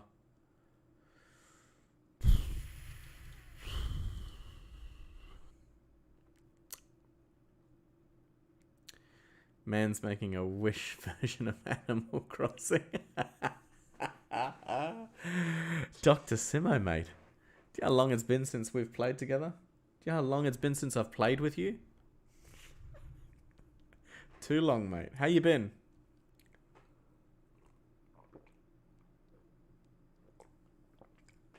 Whoa. That was soft drink. I thought it was orange juice that just gone bad. I'm like, what? Very long, bud. How you going, mate? I'm not bad. I'm not bad. Mixture of horror games. Some of them not going as well. Resident Evil 7 wasn't working. So that's why I decided to do this. So I got to uninstall it and reinstall it. It seems to work okay once I first turn my computer on. It fires up. But after a while it just stops. I don't know whether I've got too many things going at once. But I'll get it sorted. So I decided to do this, which is a little project that I'm working on. Hopefully going to have it done before the start of my uni again. Which is just a little game. And if you haven't seen it fire up properly, Bearded Man Games. I just thought I'd have to add something in there. I'm good, bro. I'll be setting up PC and that soon. So hopefully jump on something in a week or so. Nice. Nice. I'll be getting all excited, mate. So the exit button, that works. Settings buttons, they work. Obviously, this is just a very, very crude setup. It's just more or less just getting some element of flow. So when I come back and start to really dress everything up nicely, I'll have roughly what it is I want there. I've just got to replace it. Like, say, these buttons. They're horrible buttons. Now I've got Penguin 1660 Ti. Nice. Nice, nice. Very good. Because this year, Sons of the Forest should be coming out. And I am all too keen to play that. Do you know what? I might get rid of that.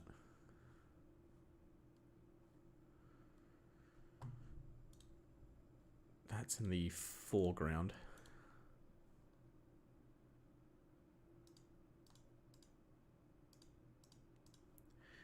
And we'll put it in the background.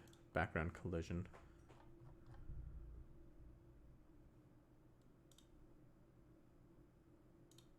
One, two, three.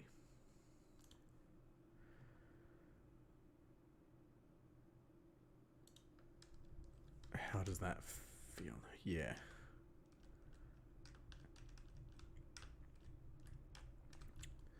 Perfect. Okay, and now foreground. Nope, we still want it on the background. We want to come to inspector. Tile set. Here we are. And new single tile. Collision. Collision.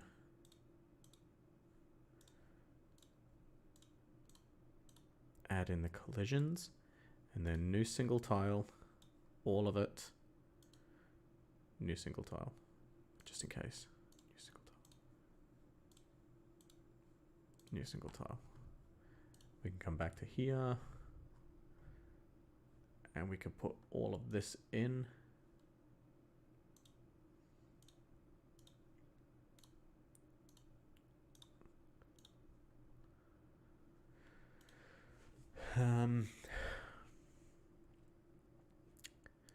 Yeah, this year, do they have official release date yet? No, not as far as I can tell. No official release date, but they seem to be promising this year.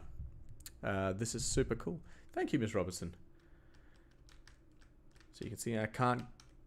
Once I put my collision in, I can't just walk off the edge of the stairs here. I have to go downstairs. So I've got to fix up the animation tree part. And this is obviously allowing my character to walk. So if I zoom in, you can see my character walking. Wait, what?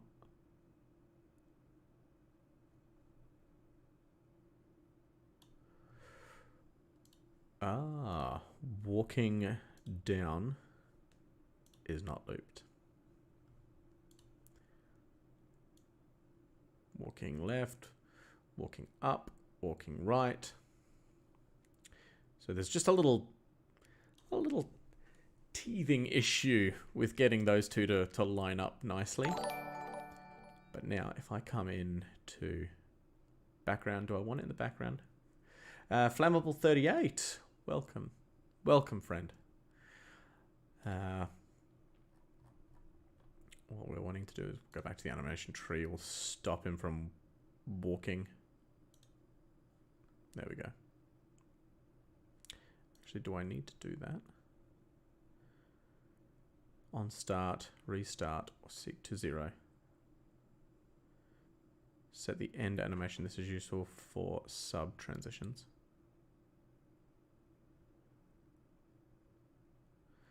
Toggle autoplay. This animation on start, restart, or seek to 0. Would that one go there? I don't think so. I don't think I used that one. Anyway. So for our background collision, so we can minimize that, minimize the foreground. Don't need the UI at the moment.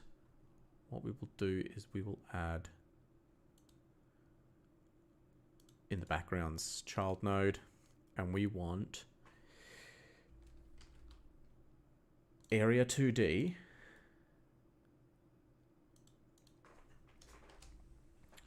exit, add a child node, and we want collision shape 2D, and that shape is going to be a rectangle. We'll lock it up.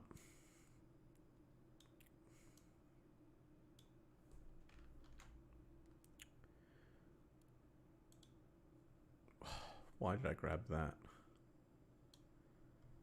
What are you? Static body 2D. What? From where?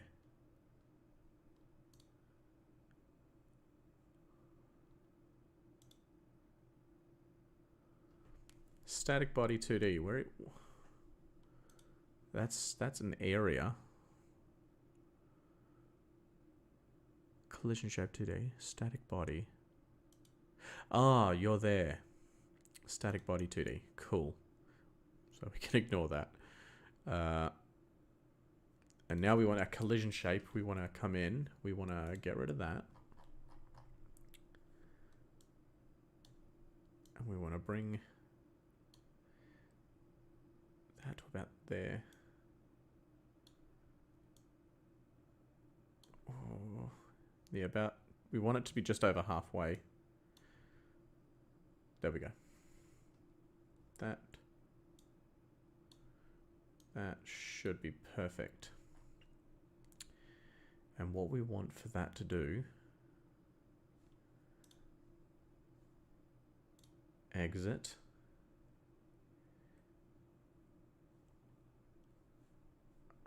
we want it to collision layer 2, and then our player, we want them to collide on collision layer 2 as well. And once the exit has been triggered, we're going to have the signal.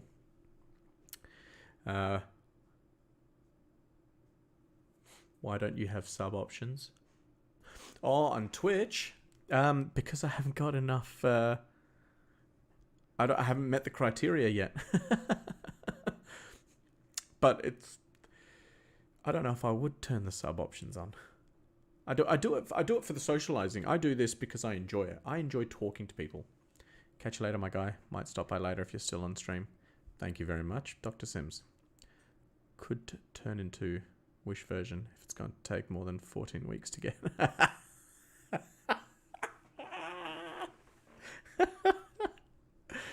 That's cheeky. I love it. Body shape, body entered. That's what we want. We're going to connect that to our player script. We're going to print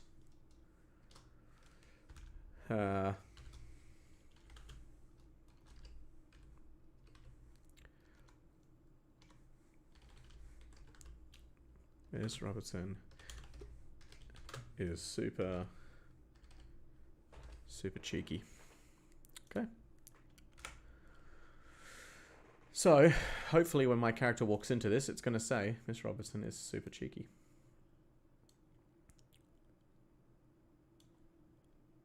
So, you should be able to see it on my stream. Yeah, right there. Right around here somewhere.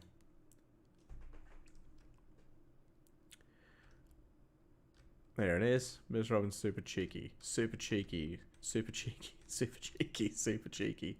Super cheeky. Excellent. Okay.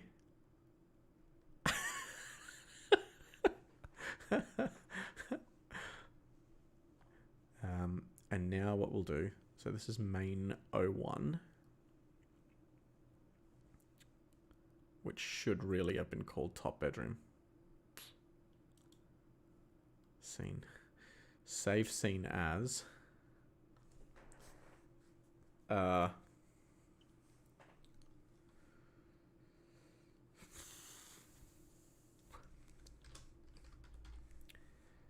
house 1 top floor.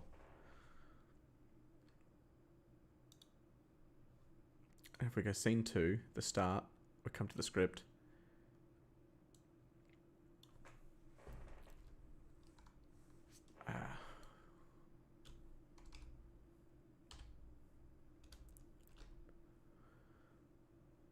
Top floor. Control save. Now in my scenes, do I still have that scene? Main 01. House top floor still has all that stuff, so main.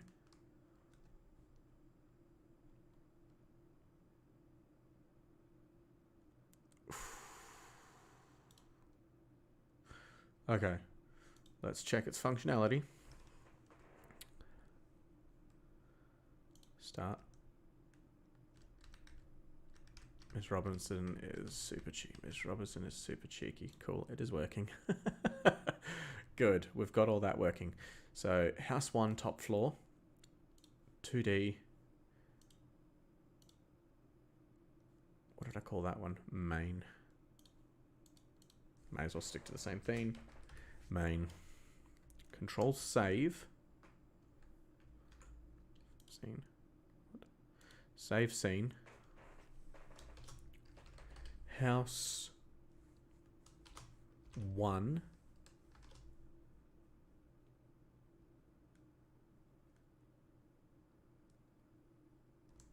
Just house 1, I suppose. House 1. Save. House 1 top floor. Most houses are really only going to have, yeah, 2 stories at most. So, too funny.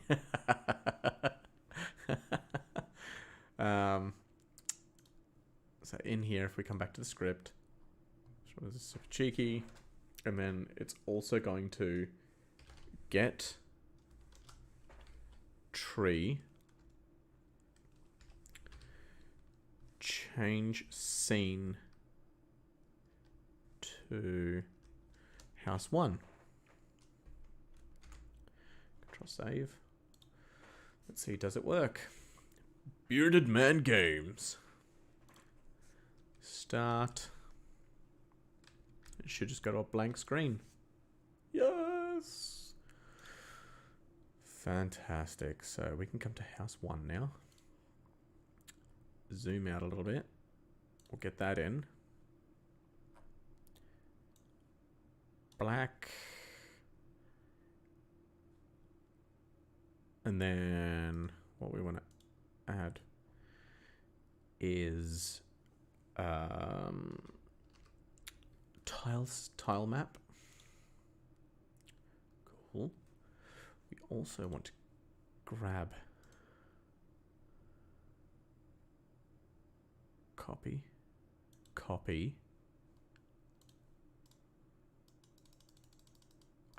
Why doesn't it not work?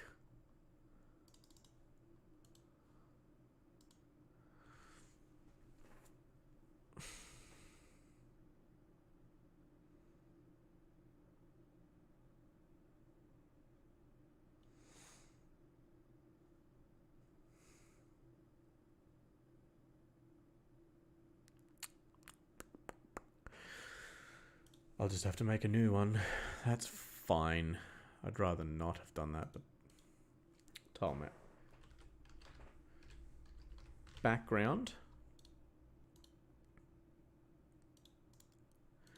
Add a child node. It's going to be a node 2D.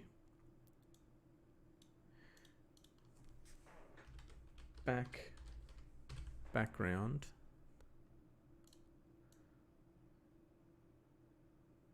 Background 2. Wait, what did I call it? Backgrounds. Backgrounds. And then add another child node. It's going to be another tile map, and that's going to be background collision. Perfect. I'm going to come back to the inspector. Tile set, new tile set, new tile set. Inner, open. Perfect. Perfect. This one too. New tile set, add, inner, open. Good. Add a child node, and we're after a kinematic body 2D, which we will call player. Add a node sprite,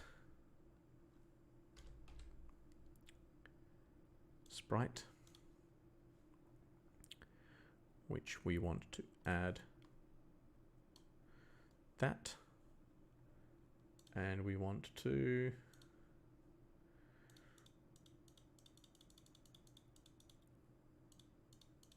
$17. 8. Yep, that was it. Add a child node, and we're after a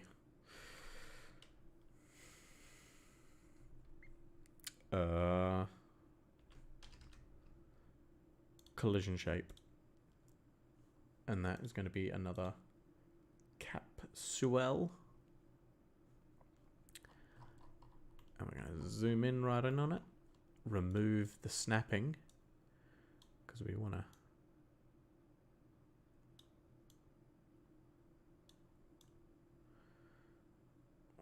customize him a little bit, just like that, I think.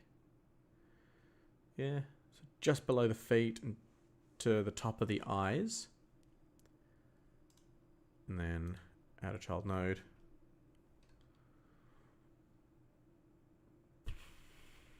Cancel. You know what? We won't do it. Add a script path.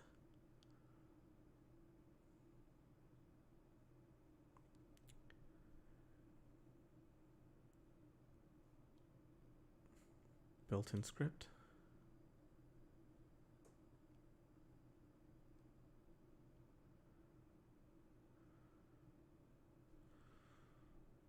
No.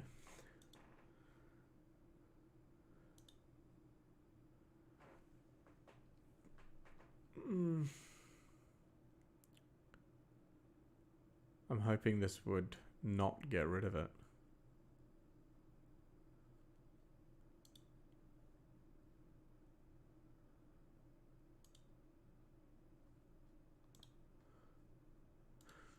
We'll load an existing. Good. Save. I was worried then. I was worried.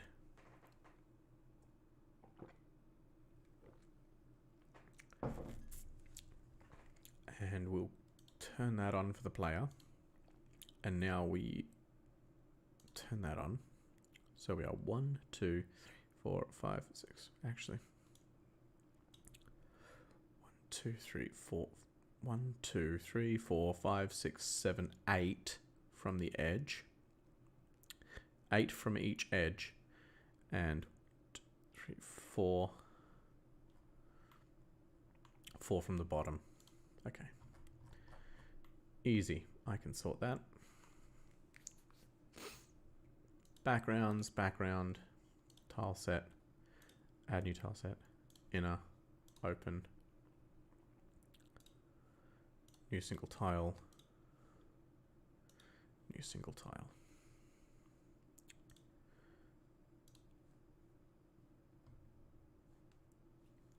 Cell 16 by 16. Tile set 16 by 16. Yep, good. Still too big.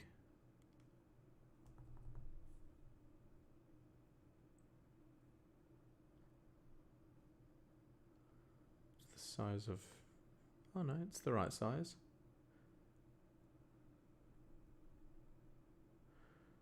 Quadrant size.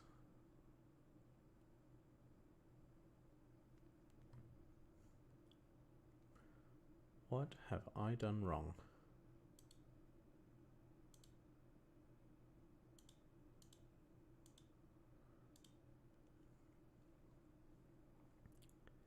That's 4, but that would technically be 8. So it's meant to be significantly smaller. My player. Transform. How big are you?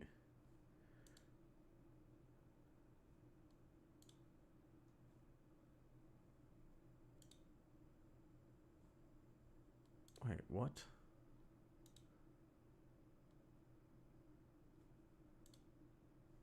Okay, so you come on normally, but you do not. What have I done wrong?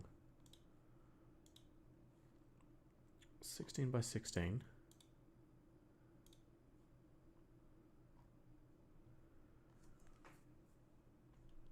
New single tile.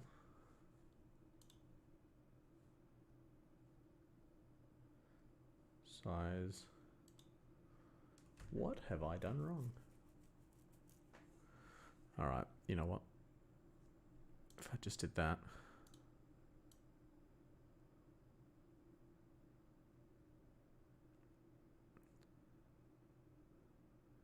And 4. 1, 2, 3, 4.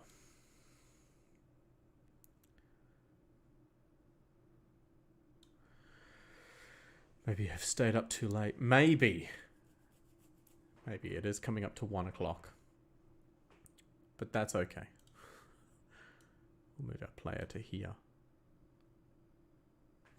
Control save. We'll have a look now.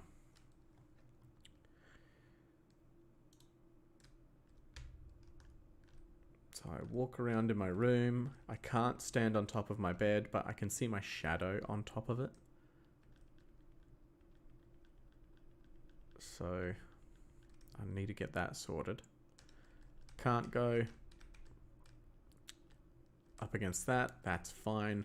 Can't walk off the edge of the map. Can't walk through my wall.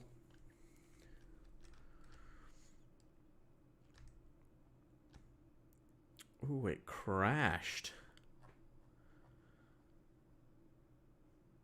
Return false.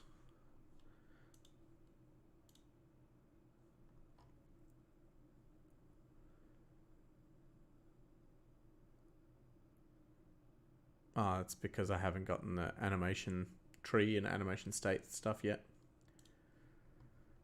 That's fine.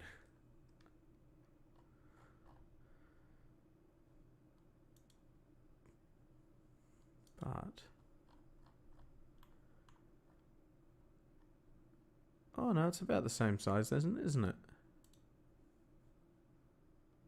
Yeah, okay, I'm just being goofy. I'm being goofy, I'm...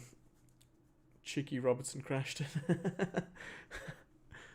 I'd probably be able to fix it if I just went child nodes and I went animation? No. Animation player. And animation tree.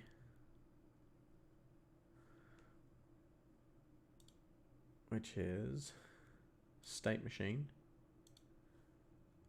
Animation player. So it should now... it should hopefully not crash. Hopefully not. There we go. And yes, Godot, I agree with you. Miss Robertson is super cheeky. Well, unlike... my guy can just kind of piece out the edge there. But if we come back into the background... come back into the tile set, come into here, and we go new single tile,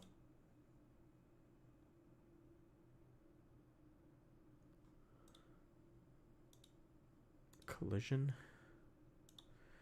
new single tile, collision, no, new single tile, collision,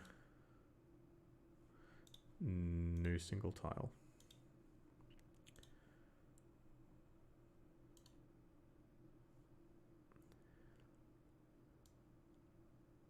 Perfect. Perfect. Perfect. And then the black part we can put it was a rigid body, wasn't it? Rigid body. Wait, no it wasn't. Static body. Create. Add child node, and we want collision polygon. And there.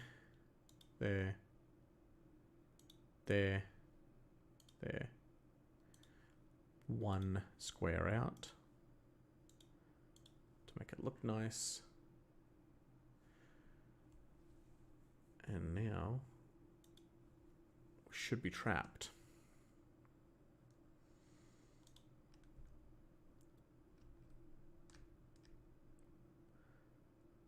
Trapped. Trapped. Cool. Alright, now we're trapped.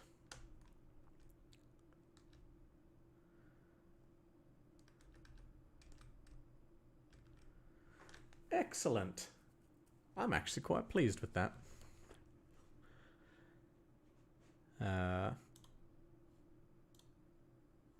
So we're getting there. We are getting there. So right now it's just kind of a drawing out each section. So right now we're in the top room here. What I'll need to do is add the UI. So a couple of UIs in there. So one of them is just going to have a constant pause button up here. The controls here. Or have the controls, the pause button, the mute button. And that's about it. When you press the pause button, that's going to bring up, that's going to freeze it all and add some extra buttons over the top. And that's going to be things like additional settings or quit. Additional settings or quit. That's about it. Yeah.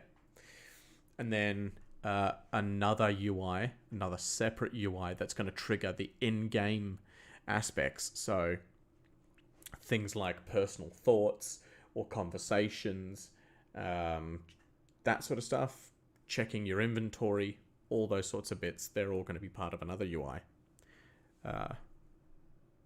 Maybe 2 UIs. I don't know. I'll need to dig deeper as to how I want to structure it. But then here, I want to have a door. So I've got to get the stairs in here. Stairs. Collision. Collision. Background. Yeah, so I can get rid of that. Collision background. Tile set. Tile set. Add tile set. Inner. Open.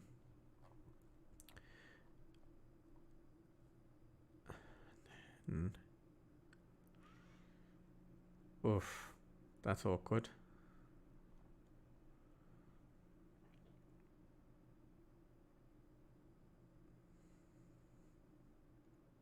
Unless it just changes the angle.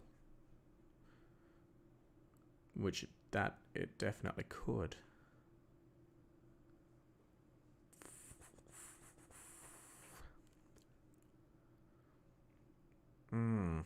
How am I going to do this? I suppose for now. Collision. New single tile. Collision. New single tile. Collision. New single tile. Collision. New single tile. New single tile.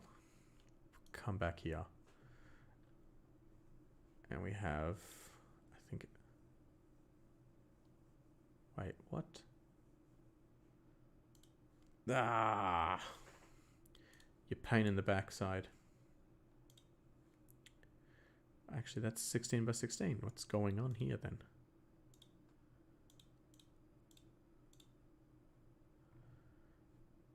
Okay, all of that's fine. Cell. 16, 16. And I think we want it to start from up here, don't we?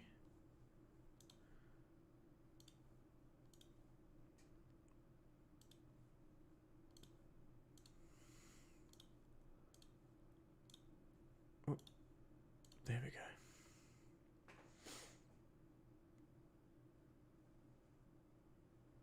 Yeah, actually, that looks all right. Quite happy with that. Let's check it out.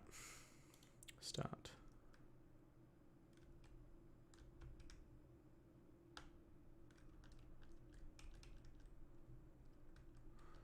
So yeah. What I think I've done wrong. I know exactly what it is I've done wrong. If I go background, you can see it's right there.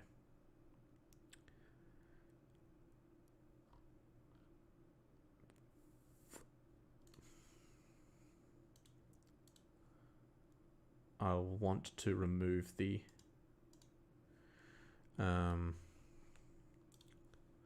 collision to that.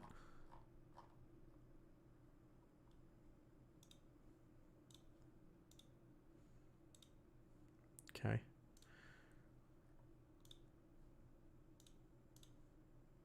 Brilliant. And now if I go back into it, dropped you in the middle of the room. Yeah, I know. Those are the sorts of things that will need to be worked on. Perfect. So yeah, that will come as part of like the refining process, where if I come to the bottom of the stairs, it will pop me out like say here, and then I can carry on my merry way, and there'll be a door here, some furniture and a table and this, that and the other. So yeah, that comes as all part of the refinement process. And the way I would do that is just go like this.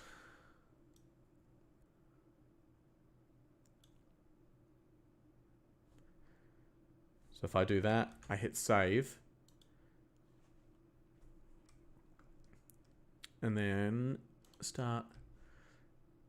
on my merry way, I come downstairs and that's me popped out there. So that's all the little tricks that you do with games. But effectively, I could, when building a game, okay, it sounds very strange to say, but you are effectively a god. I can do whatever I want within this world. Within this window, I can make that character do anything. Anything. It doesn't matter how embarrassing it is. This poor little man is completely under my control.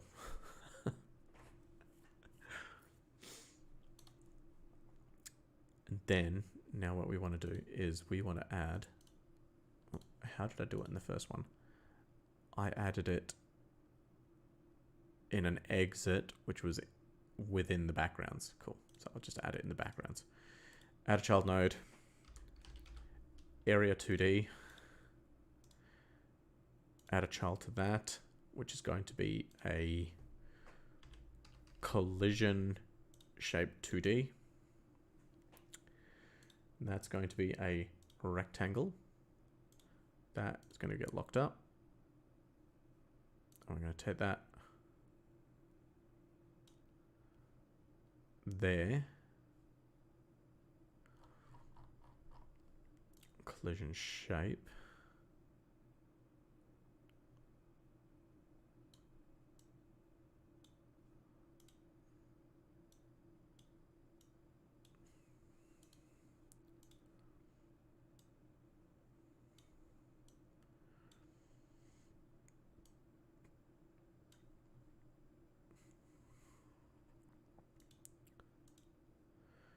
Collision.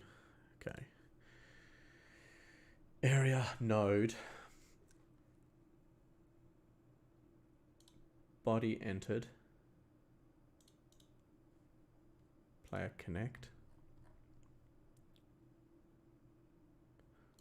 Oh, actually. What we want to do is we want to disconnect that, and we call it exit the same. And then body entered.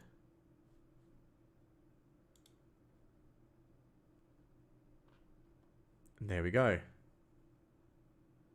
It's keeping the exact same. Perfect. So intuitive. So intuitive. Love it. Let's move our character down a little bit so that they're not too close. Say there. And then the exit, you can shift down to about here. That's fantastic. I love it. I absolutely love it. Control save. Let's do this. Let's do this. Can we be walking up and down stairs? Start. Oop. WASD doesn't work because I haven't programmed it to. So I cannot exit this room. That's good. I cannot go jumping up and down on my bed. I'm stuck against the drawers. I can't walk up my wall at all. Stuck against the drawers. I'm downstairs. I can no longer move. Why can I no longer move? Why is it spamming this constantly? What if I move crazy far away? Oh. Ah, I get it now. I remember what I did. Collision layer 2. Player collision layer 2. Okay, come back here.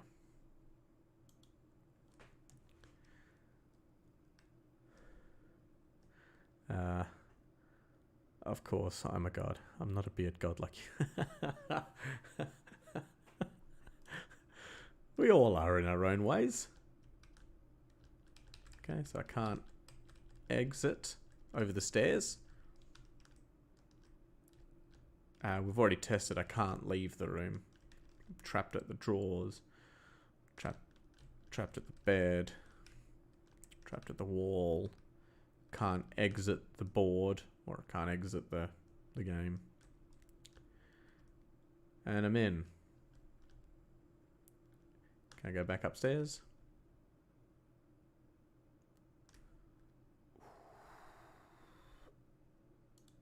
Ah.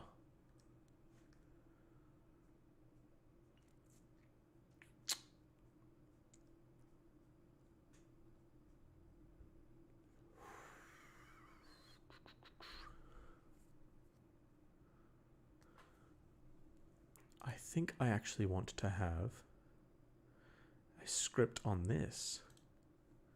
Don't I?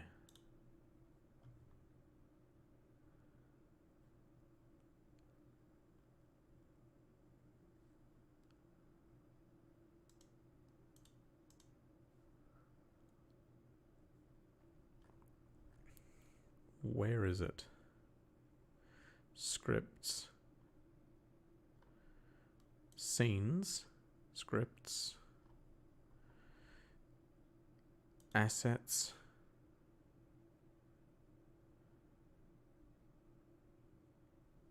It's saved under scenes, isn't it? Scenes. Exit GD. Get rid of it.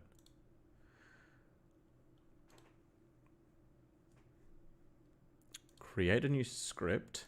Save it under scripts.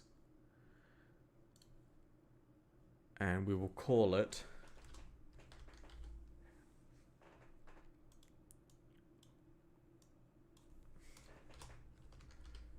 House 1. Open. Create.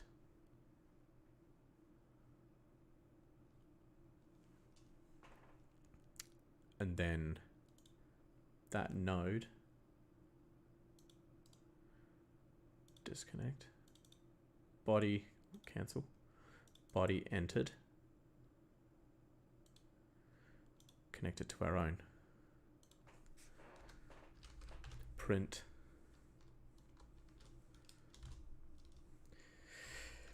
Help me. If we come across to here.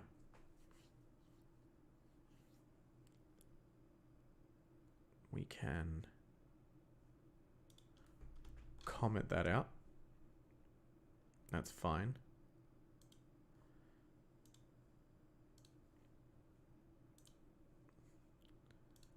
We'll come back to scripts. We'll get house 1. Wait, what? Oh, wait, what?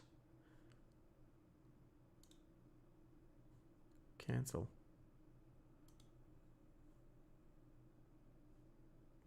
Wait, where's main character GD? Where is that? That's saved under scenes, isn't it? Yes, that's saved under scenes. Why did I stuff that one up again? Scripts. Scenes. House 1 GD. Delete. Remove.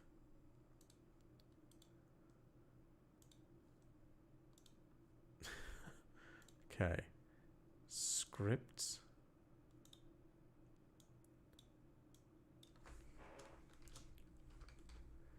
House 1.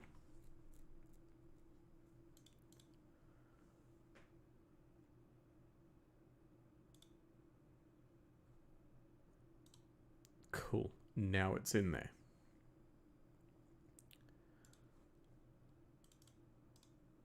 Disconnect. Body entered. Perfect. Print. Help me. Control save. Now we will attach it to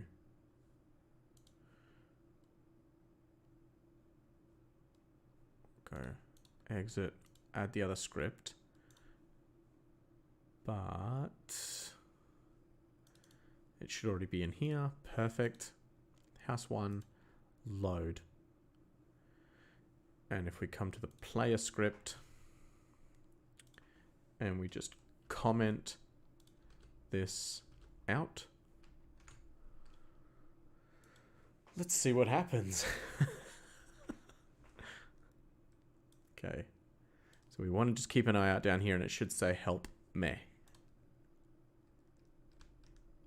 Okay, let's make sure everything's normal. Can't go on the bed, can't go through the wall, can't go through the drawer, can't go off the edge. Cool. Everything's good so far. Can't walk over the stairs. Nothing.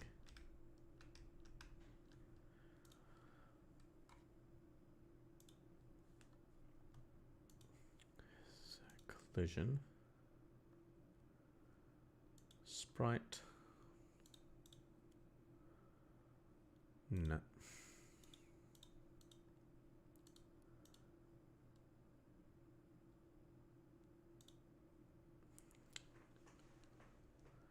Collision shape.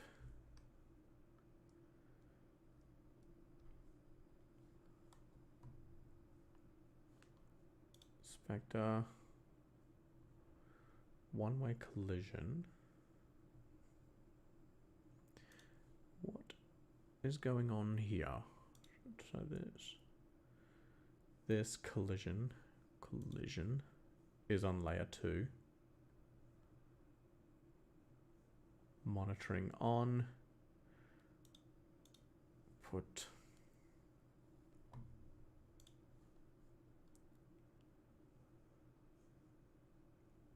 area entered. Collision shape 2D. Oh, have I just got the wrong node? Body shape entered. Body shape entered. Rigid body node, body shape. Collision shape. Collision shape 2D. Body shape entered.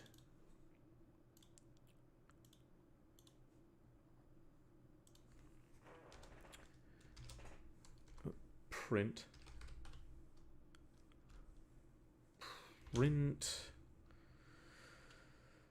I am dying. Because I am. I think it's about time for bed.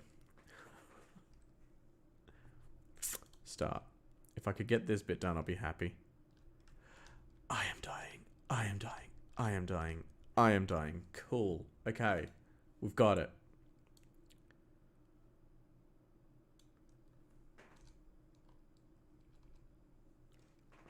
Okay. Exit. But we want to call it on exit body.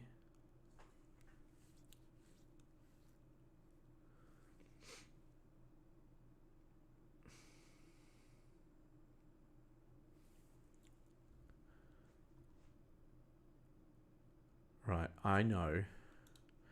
I want to call it floor changes, don't I?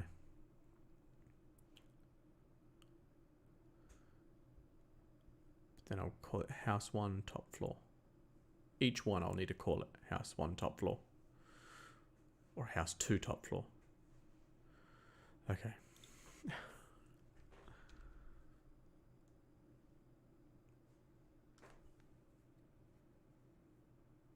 And unless I want a whole heap of scripts.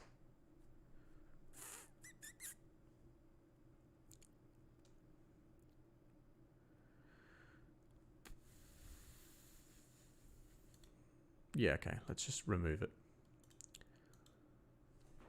Okay. Why do we start in the bedroom? Am I supposed to insert a joke here? House 1, top floor. That's how I'm going to have to do this. House 1 top floor. House 1 bottom floor.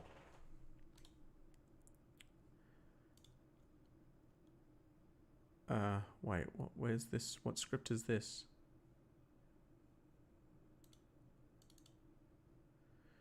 This isn't scripts. Scenes. Main character, GD. It's a real question. So I'm starting off in the bedroom because I want it to have that sort of nostalgia effect, similar to Pokemon.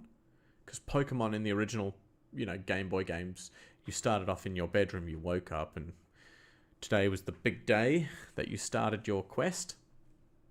So I'm doing something similar to that. Just for that feel good. Put scene, house, 2D.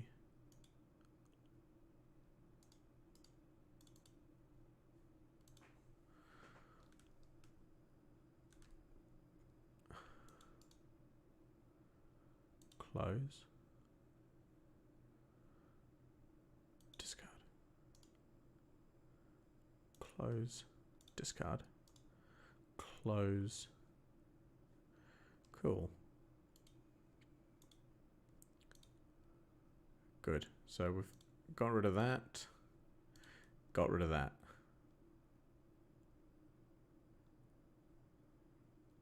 Wait, did I not call it top floor?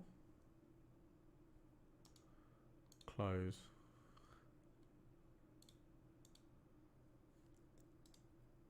Disconnect.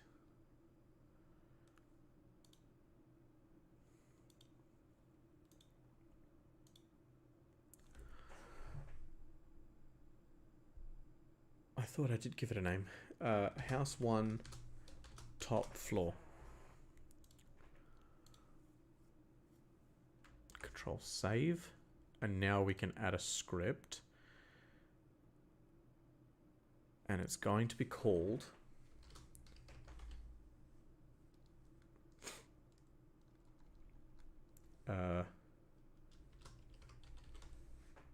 houses. But I got to choose where it gets saved to. Scripts. Houses. Houses is getting saved in scripts. Good. Good. Okay. And we're after body shape entered. House 1 top floor. Get rid of all this riffraff. Don't need this much.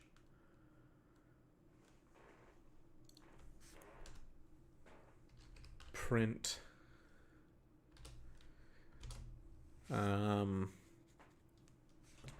House 1 top floor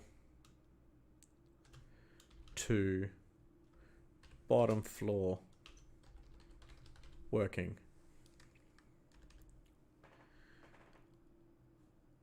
And then we hide the player. Come back to this one.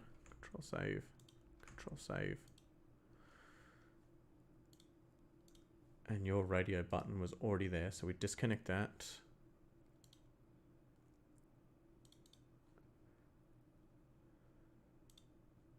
Cancel, because we need to add the script, which is in here. Houses, open, load existing. Perfect. Body shape entered. Connecting from connect. Print. House 1 bottom floor to top floor working. Fantastic. Okay. And now it's get tree dot change scene house 1 top floor. get tree. Does the game start in the morning waking up? Yes, it will. It will start off with like a bit of a wake up scene. With I'm going to put a full breakdown on a YouTube post and in Discord. Everywhere I can, really. But effectively, so the whole game is based around spirits. And the infusion with the character. So your character's going to wake up in the morning. They are going to be challenged with something. I've still got to iron out the creases for the main quest, but they're sent out on a quest. But they're becoming one of the marked. That's what I'm calling the people who choose to get involved with spirits. They're going to be called the marked. And the reason why they're marked is because they're going to end up with markings on their palms, one for light, one for dark. You get these markings when you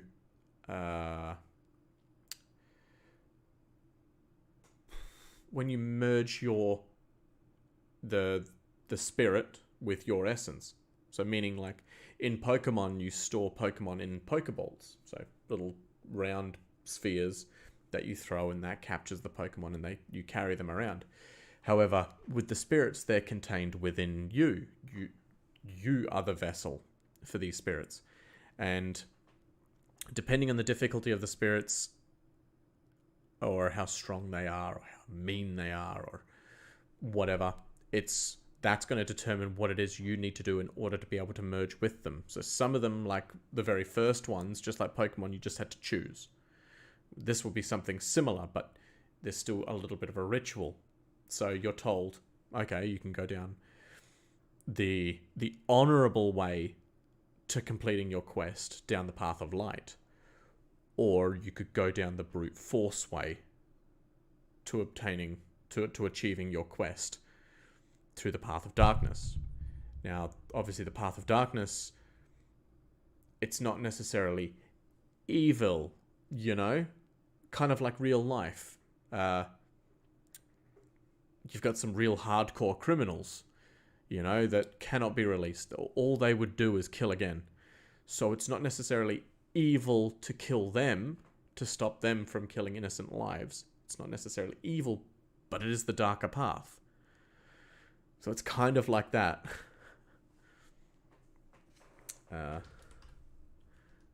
Change scene to top floor. House 1 bottom floor is going to go to top floor. House 1 top floor.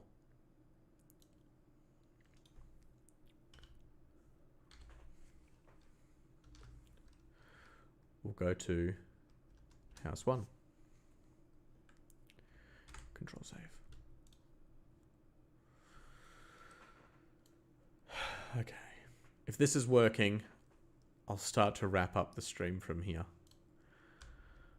Okay. Okay. Okay. We're okay. We're good.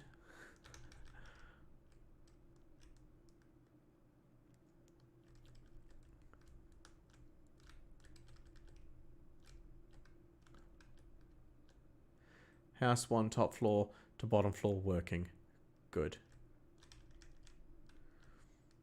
Can't exit the board. Fantastic. Oh, good.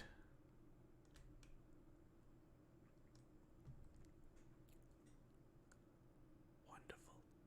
Wonderful.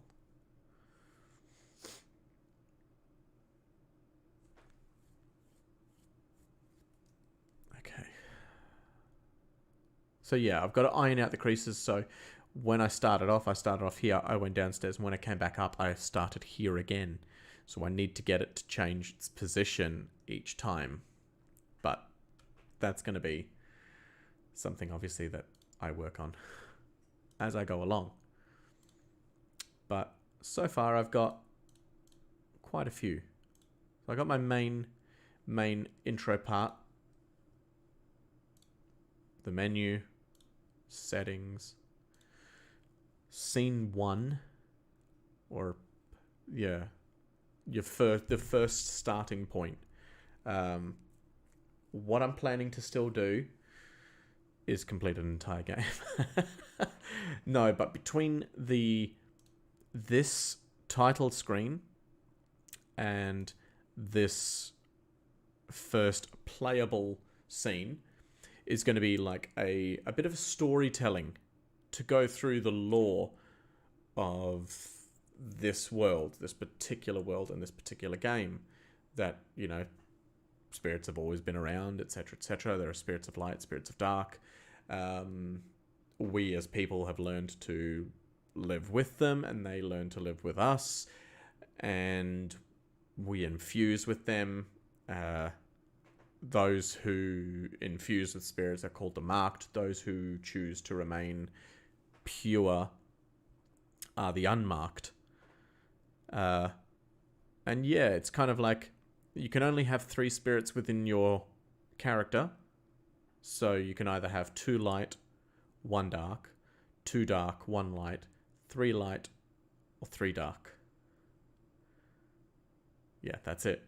There's no being able to evenly split it. So you can have 2 light and 2 dark and go, I'm right down the middle of being neutral in the grey zone. You're either going to be a little bit darker or a little bit lighter.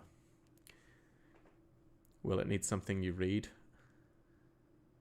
Will it be something you read or narrate? I haven't thought too deeply about that yet. Because it's going to be on a smartphone, I'm thinking it's probably going to be something more that's read. But I could choose to have some form of narration and reading. That way, if they mute it, they could just continue reading it. I'll have to look into that. Because it's a very simplistic 16-bit game, probably just stick with reading. I don't know. I'll need to experiment with a few different things and see what fits better. But from here, so I got scene 1, scene 2, settings, house 1, top floor.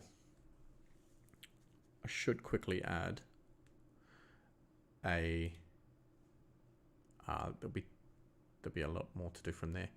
And when I get start, there'd have to be another one that's going to check. So when you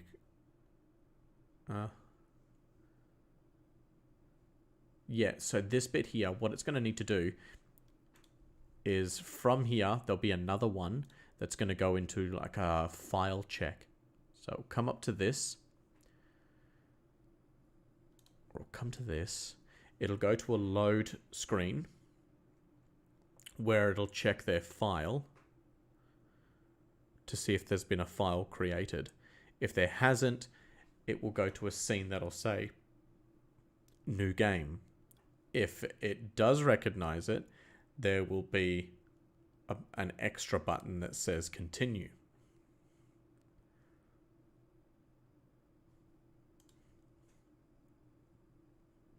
That seems good.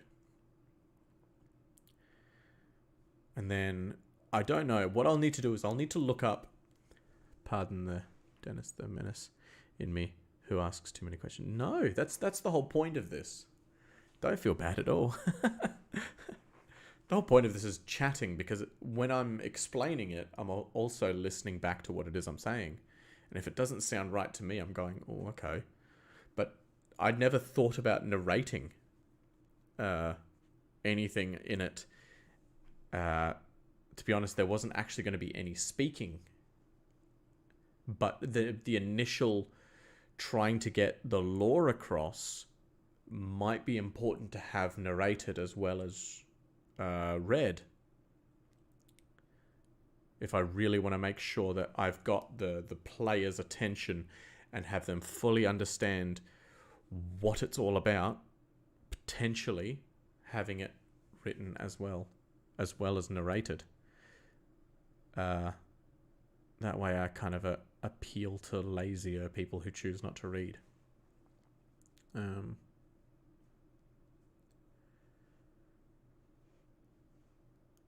But yeah, I think once I've gotten this point here, where I've got all my UIs and stuff done, which is like your pause screen and inventory and all that sort of carry on, and I've gotten the story aspect from this scene of where you wake up in the morning, I would say both. Yeah, that's what I was just thinking. Where you start to begin your quest, you go out, you get your first spirit, and then you are met with, say, so someone's blocking your exit to the little village. I don't know if I showed you that before. I don't think I did. I'll show you it before I take off. Tiled. Project 1 tile set, file, open file project, map 01. Is it map 01? No. Open. Project 1. Okay, so this was the map that I had originally started building. You can see it's a little bit skew if here. Needs a little bit of work done to it. But if I come out to 12%, you can see, in fact, if I come out even further, 6%, you can get a bit of a feel for just the sheer size of this map that I had built. I can hear my computer firing up.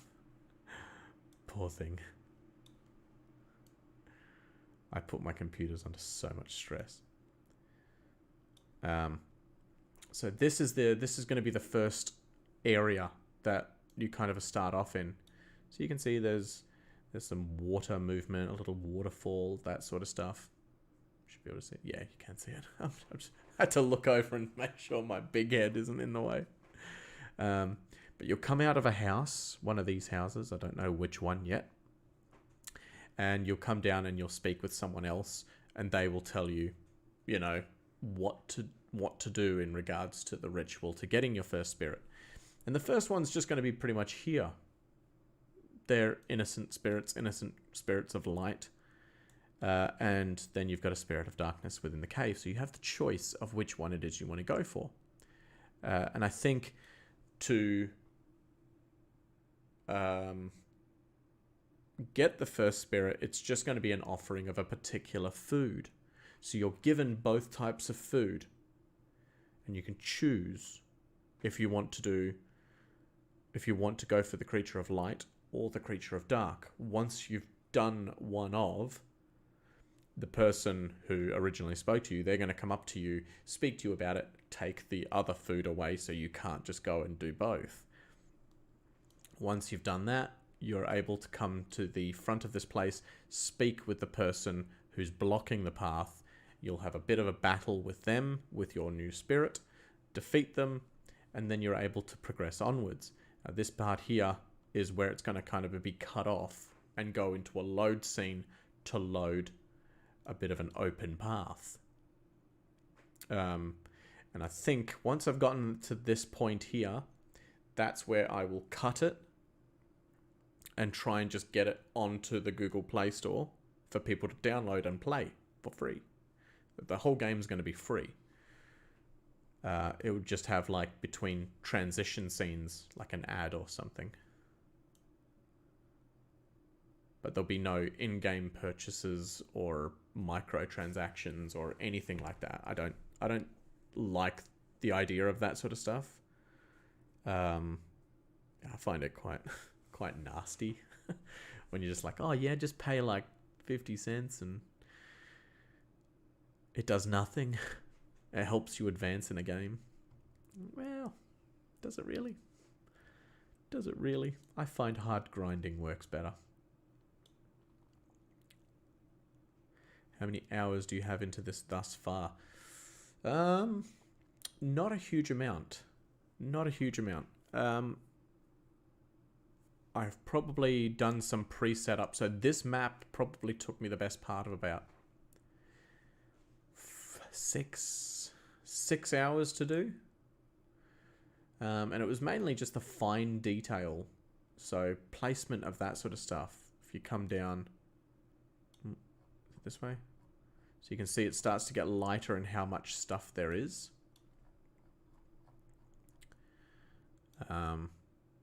Because I was like, this is taking a very, very long time to do this sort of map. So I was like, there has to be a faster way. And there kind of is. Wait. Where's the water? Here it is. A little bit of a waterish type village. But when I loaded this into Godot and had my character on it to be able to try and run around, it was just too much. There was just too much going on, and it couldn't handle it well. So I'm having to try and snip it down. But yeah, my computer's calmed down now. What are we looking at?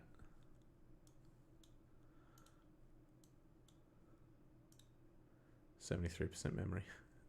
400 of that is in Microsoft Edge. Streaming takes up barely anything. Godot's taking up a fair bit. Where's tiled to 63 meg? So just to look at this map is taking about half of what it takes to stream.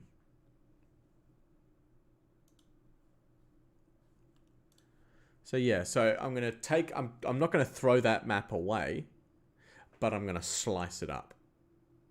Slice it up, and I'll be able to just glue them all together with transition scenes. I think that's going to be better. So same with this one here. I've got intro scene. Yeah. The animation player here from the intro scene. So the canvas with everything stuck within it. I'll be able to just take this exact bit and glue it in here so that when you go downstairs, it fades to black. Fades to black, and then when it first starts, fades back in. That's going to be... So I have a fade out, fade in sort of deal between them. But yeah, I'm quite pleased with where I'm at so far. So it's more or less just kind of a bursting through and getting a super rough, think of it like a draft, a very rough draft done. And then once it's done, I can just spend some time refining it, tidying it up, working on the aesthetics. If I come to collision background, this is house 1. I remove that.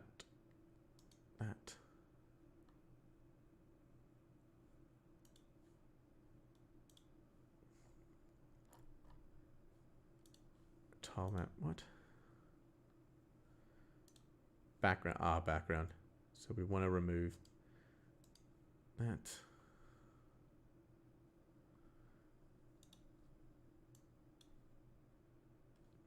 So those two should be now no collision. So I should be able to just walk straight through them. But you can see that my computer thinks this is an actual game. It's like, yeah, you can put this in game mode. Okay, cool. So I can get through there. And then I would add, do I want to add a big double door? Or a single door?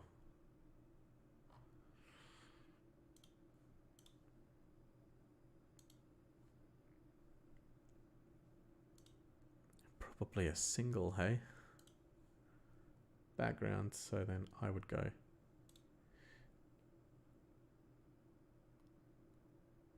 Ooh, I want to have you. So we'll go third column in. Which ones did I leave open again? Third column in. Yep. So I got to block that one off. Block the fourth, Leave open the third.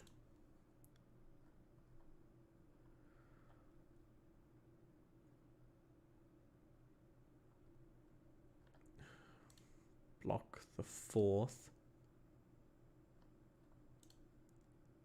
Open the third.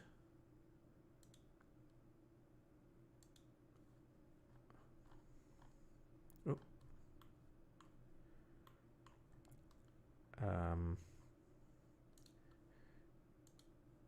Cool. So I want to add tile set, new single tile, that one, new single tile, perfect.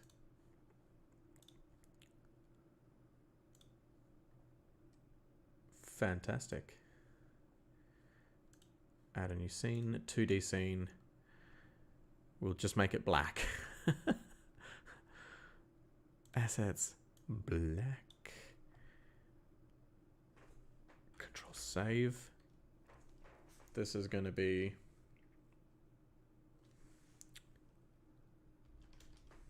area 1. I'll call it area 1.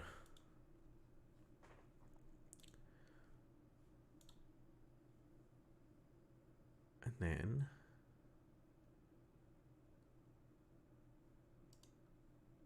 add a child node.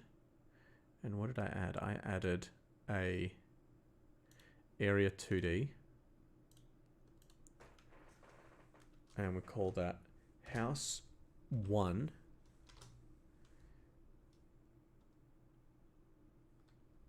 exit. House 1 exit. Yeah, that sounds about right. Create.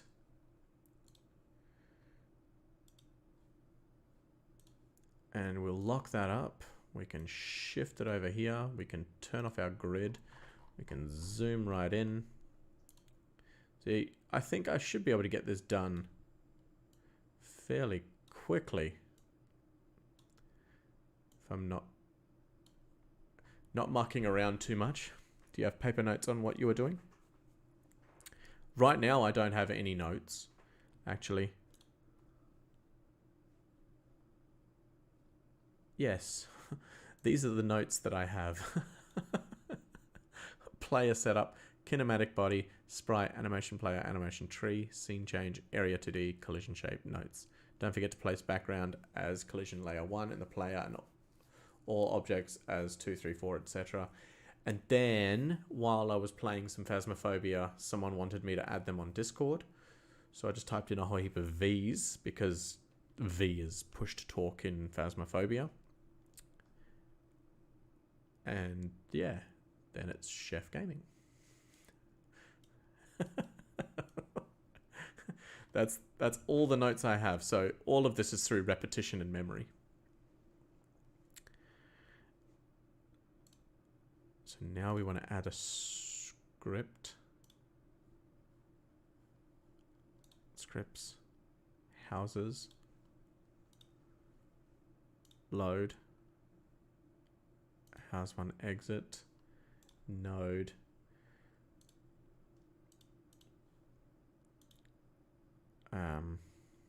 house 1 bottom floor, no, house 1, connect, cool, print,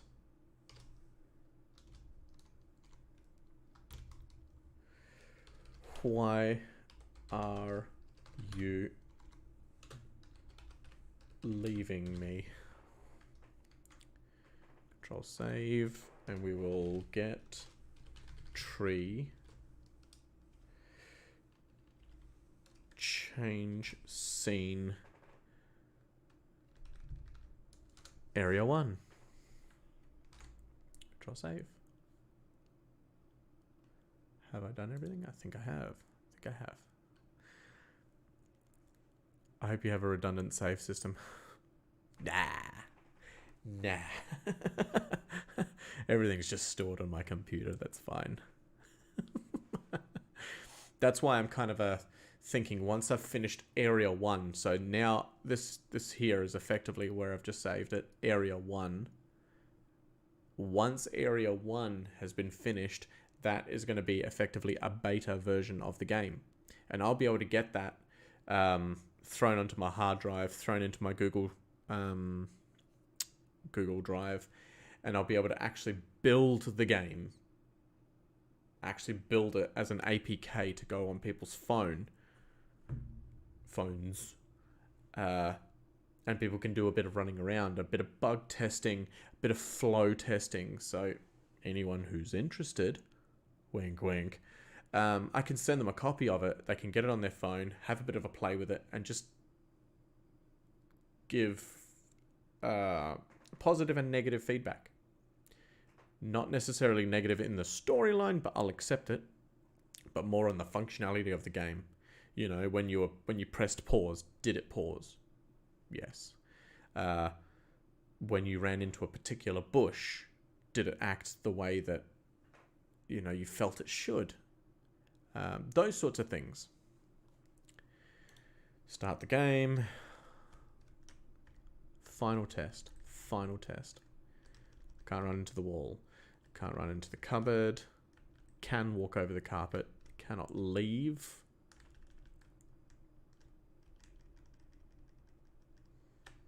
Stuck there too.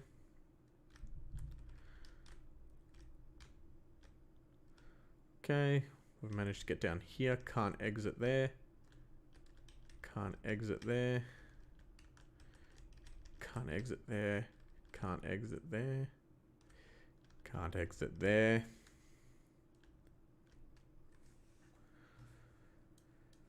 Why are you leaving me? Yes. Good. Good, good, good. I imagine that some of this is going to need to be refined a little bit more. Too funny. Nudge, nudge, nudge. Wink, wink. Nudge, nudge. But yeah. Like I've said, it's going to need a lot of tidying up, cleaning up, refining, and that sort of stuff. But once I've effectively gotten the draft done, that's where things are going to get a little bit more interesting. Because then, yeah, I'll be able to refine it. So I might do a couple more streams like this. Maybe one every week or something like that. And just update on the progress. I'm hoping that I don't launch too far ahead because I am putting quite a bit of time into it. But yeah, if I find that I'm progressing too quick, I might either stream more of it or I don't know, probably have to stream more of it if people are wanting to see what the progress is like. But yeah, interesting. This whole process is interesting, especially learning Godot. I don't know, could I just build it now? Project, export, install Android build template. Probably should have done that before starting the build, but that's fine. I'm sure it won't have any sort of negative impact.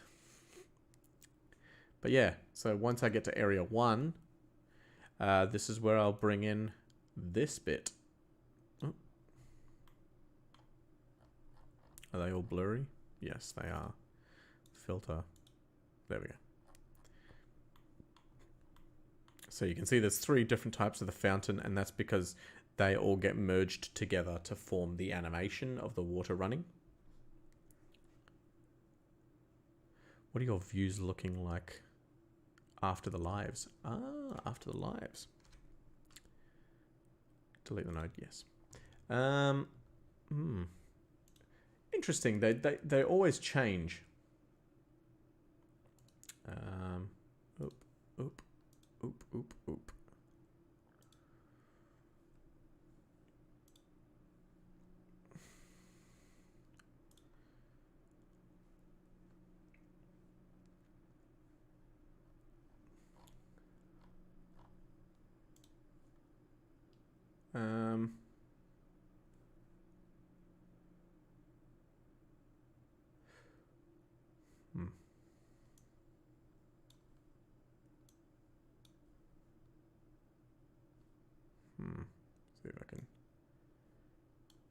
show that bit there.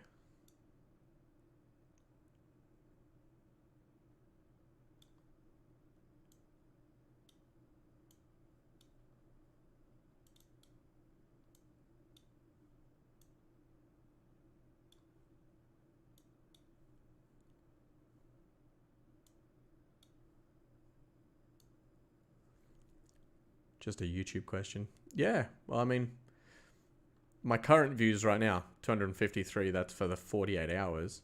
But a lot of that's still the suspicious link videos. So you can see there, this is the live spike here. So it's not bad. Not bad at all. But I mean, I'm not doing this to try and become famous or anything like that. I do this for, obviously, speaking to people like yourself. It's a good social outlet because I'm quite a stubborn person, if I'm being honest. I'm quite stubborn. And one way to prove my stubbornness is my unwillingness to get vaccinated against COVID-19. Even though they say that the new Novavax is coming out, I'm like, why bother? Why bother? I don't go see a doctor unless I'm dying. I don't go see a dentist unless it really hurts. Like if I've got a sore tooth, if I can push through it, fine. If it really, really hurts and it stops me from being able to eat food and enjoy life, then yeah, I'll go see a dentist. I've never had a flu shot. Ever. I hardly take Panadol if I've got a sore head. I just drink more water. I'm curious because I see few people on lives. Ah. If you're comparing against other people who go live, it purely depends on the platform and what it is that you're doing. Because like I've seen some TikTok lives and honestly it could just be a girl with her feet in the camera and it could have like 3,000 people watching it.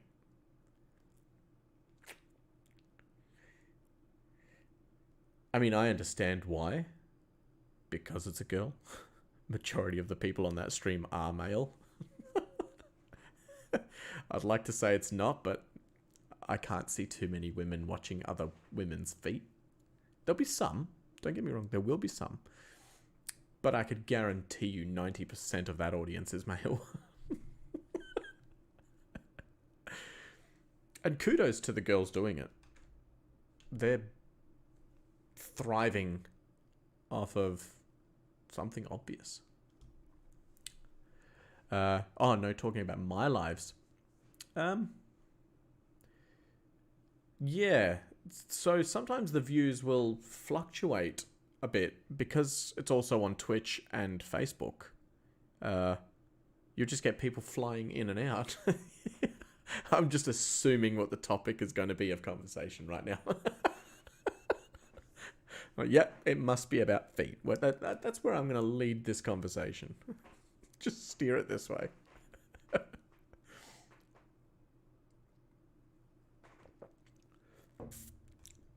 So yeah, I do it, yeah, for just purely for socializing. When people say, "Oh, hey, can I play?" I'm like, "Yeah, sure." That's why I did like Among Us for a little while, because it was fun. There was lots of people just chatting and talking. Then you got all the trolls that came in and just kind of ruined games and that sort of stuff. And you're like, I enjoy playing multiplayer and I enjoy having viewers join and that sort of stuff. But, I mean, I can appreciate a sabotage. I can truly appreciate a sabotage. Like if someone, say in Among Us, was to just use the hacks and they turn around and say that it was like someone turns around and blames that person and they change their color and go, "No, I'm not this color, I'm that color."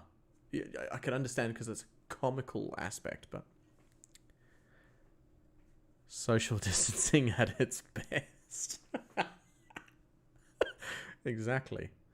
1.5 meters, how about 1.5 million miles?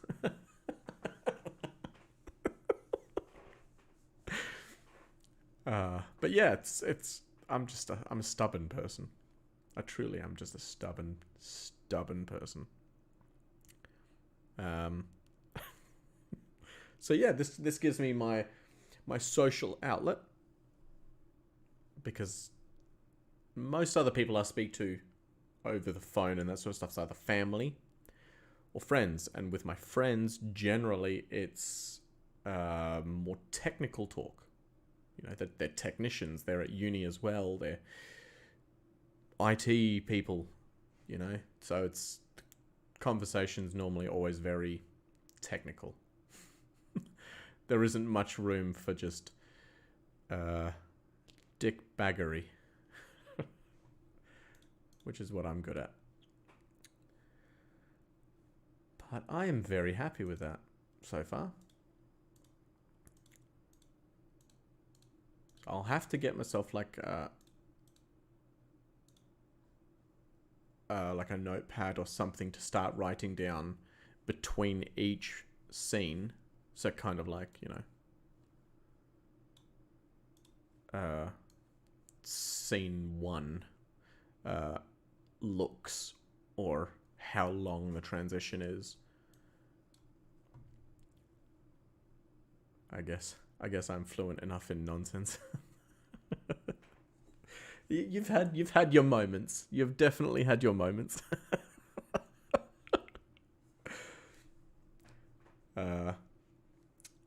All right, one more time, and then I'm getting off because it is now 2 o'clock in the morning. Settings, go back. So settings are working.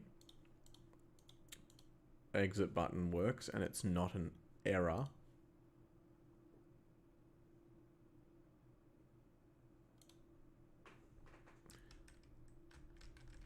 I'll need to fix the animation. Can't exit. Can't go through the wall. Can go back.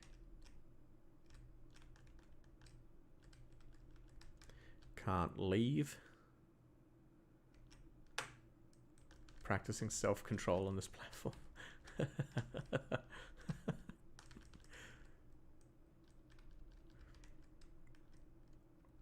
If you want an actual test to your self-control, go TikTok.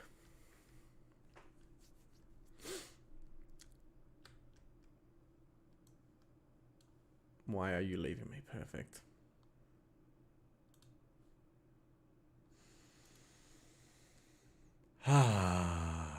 Getting there. So that I should actually keep it.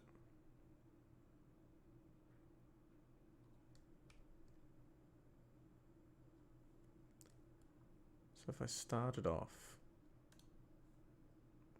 player, nope, player,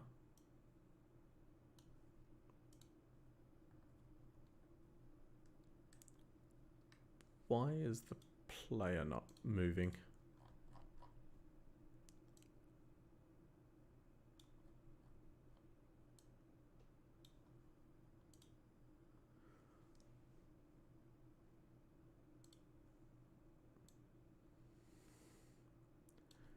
Player started off there and there,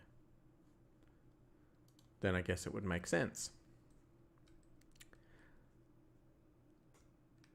I can't get into TikTok. I have an account, I just can't make the TikToks. Yeah. Yeah, I struggle with it as well. When I get on, it's either complete stupidity, political opinions, or borderline racism. That's kind of what I get from it.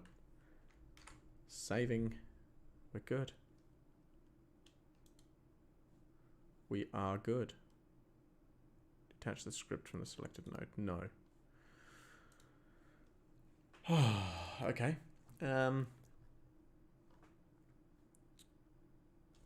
We're done.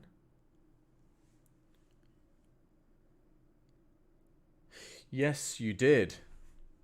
You did. That was yesterday, I think you were telling me.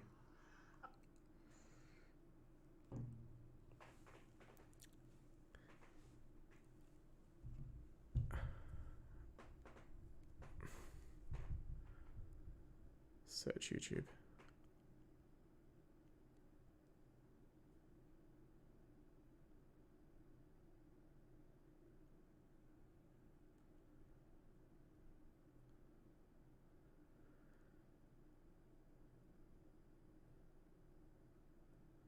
Um,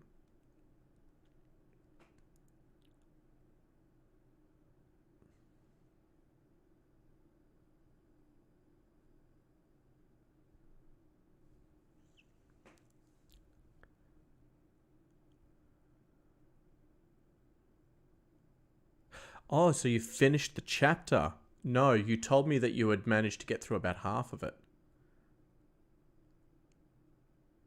Oh no, you did them both. So yeah, you must have told me that you did the whole lot. Wasp. Okay.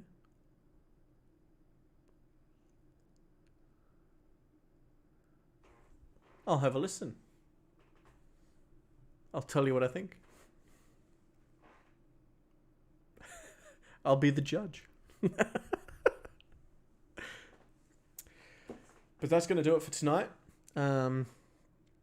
Yeah, this is going to be a little project that I'm going to be working on. I'm not back to uni until mid-February, so I have got some time. I've got a few weeks at least where I could probably get the beta version released, and it's not great. It doesn't need to be great. Define great. Stay fancy. You too. You too. I'll let you know what I think of your chapters. Chapter. The parts. And I shall talk to you very soon. Thank you very much for watching.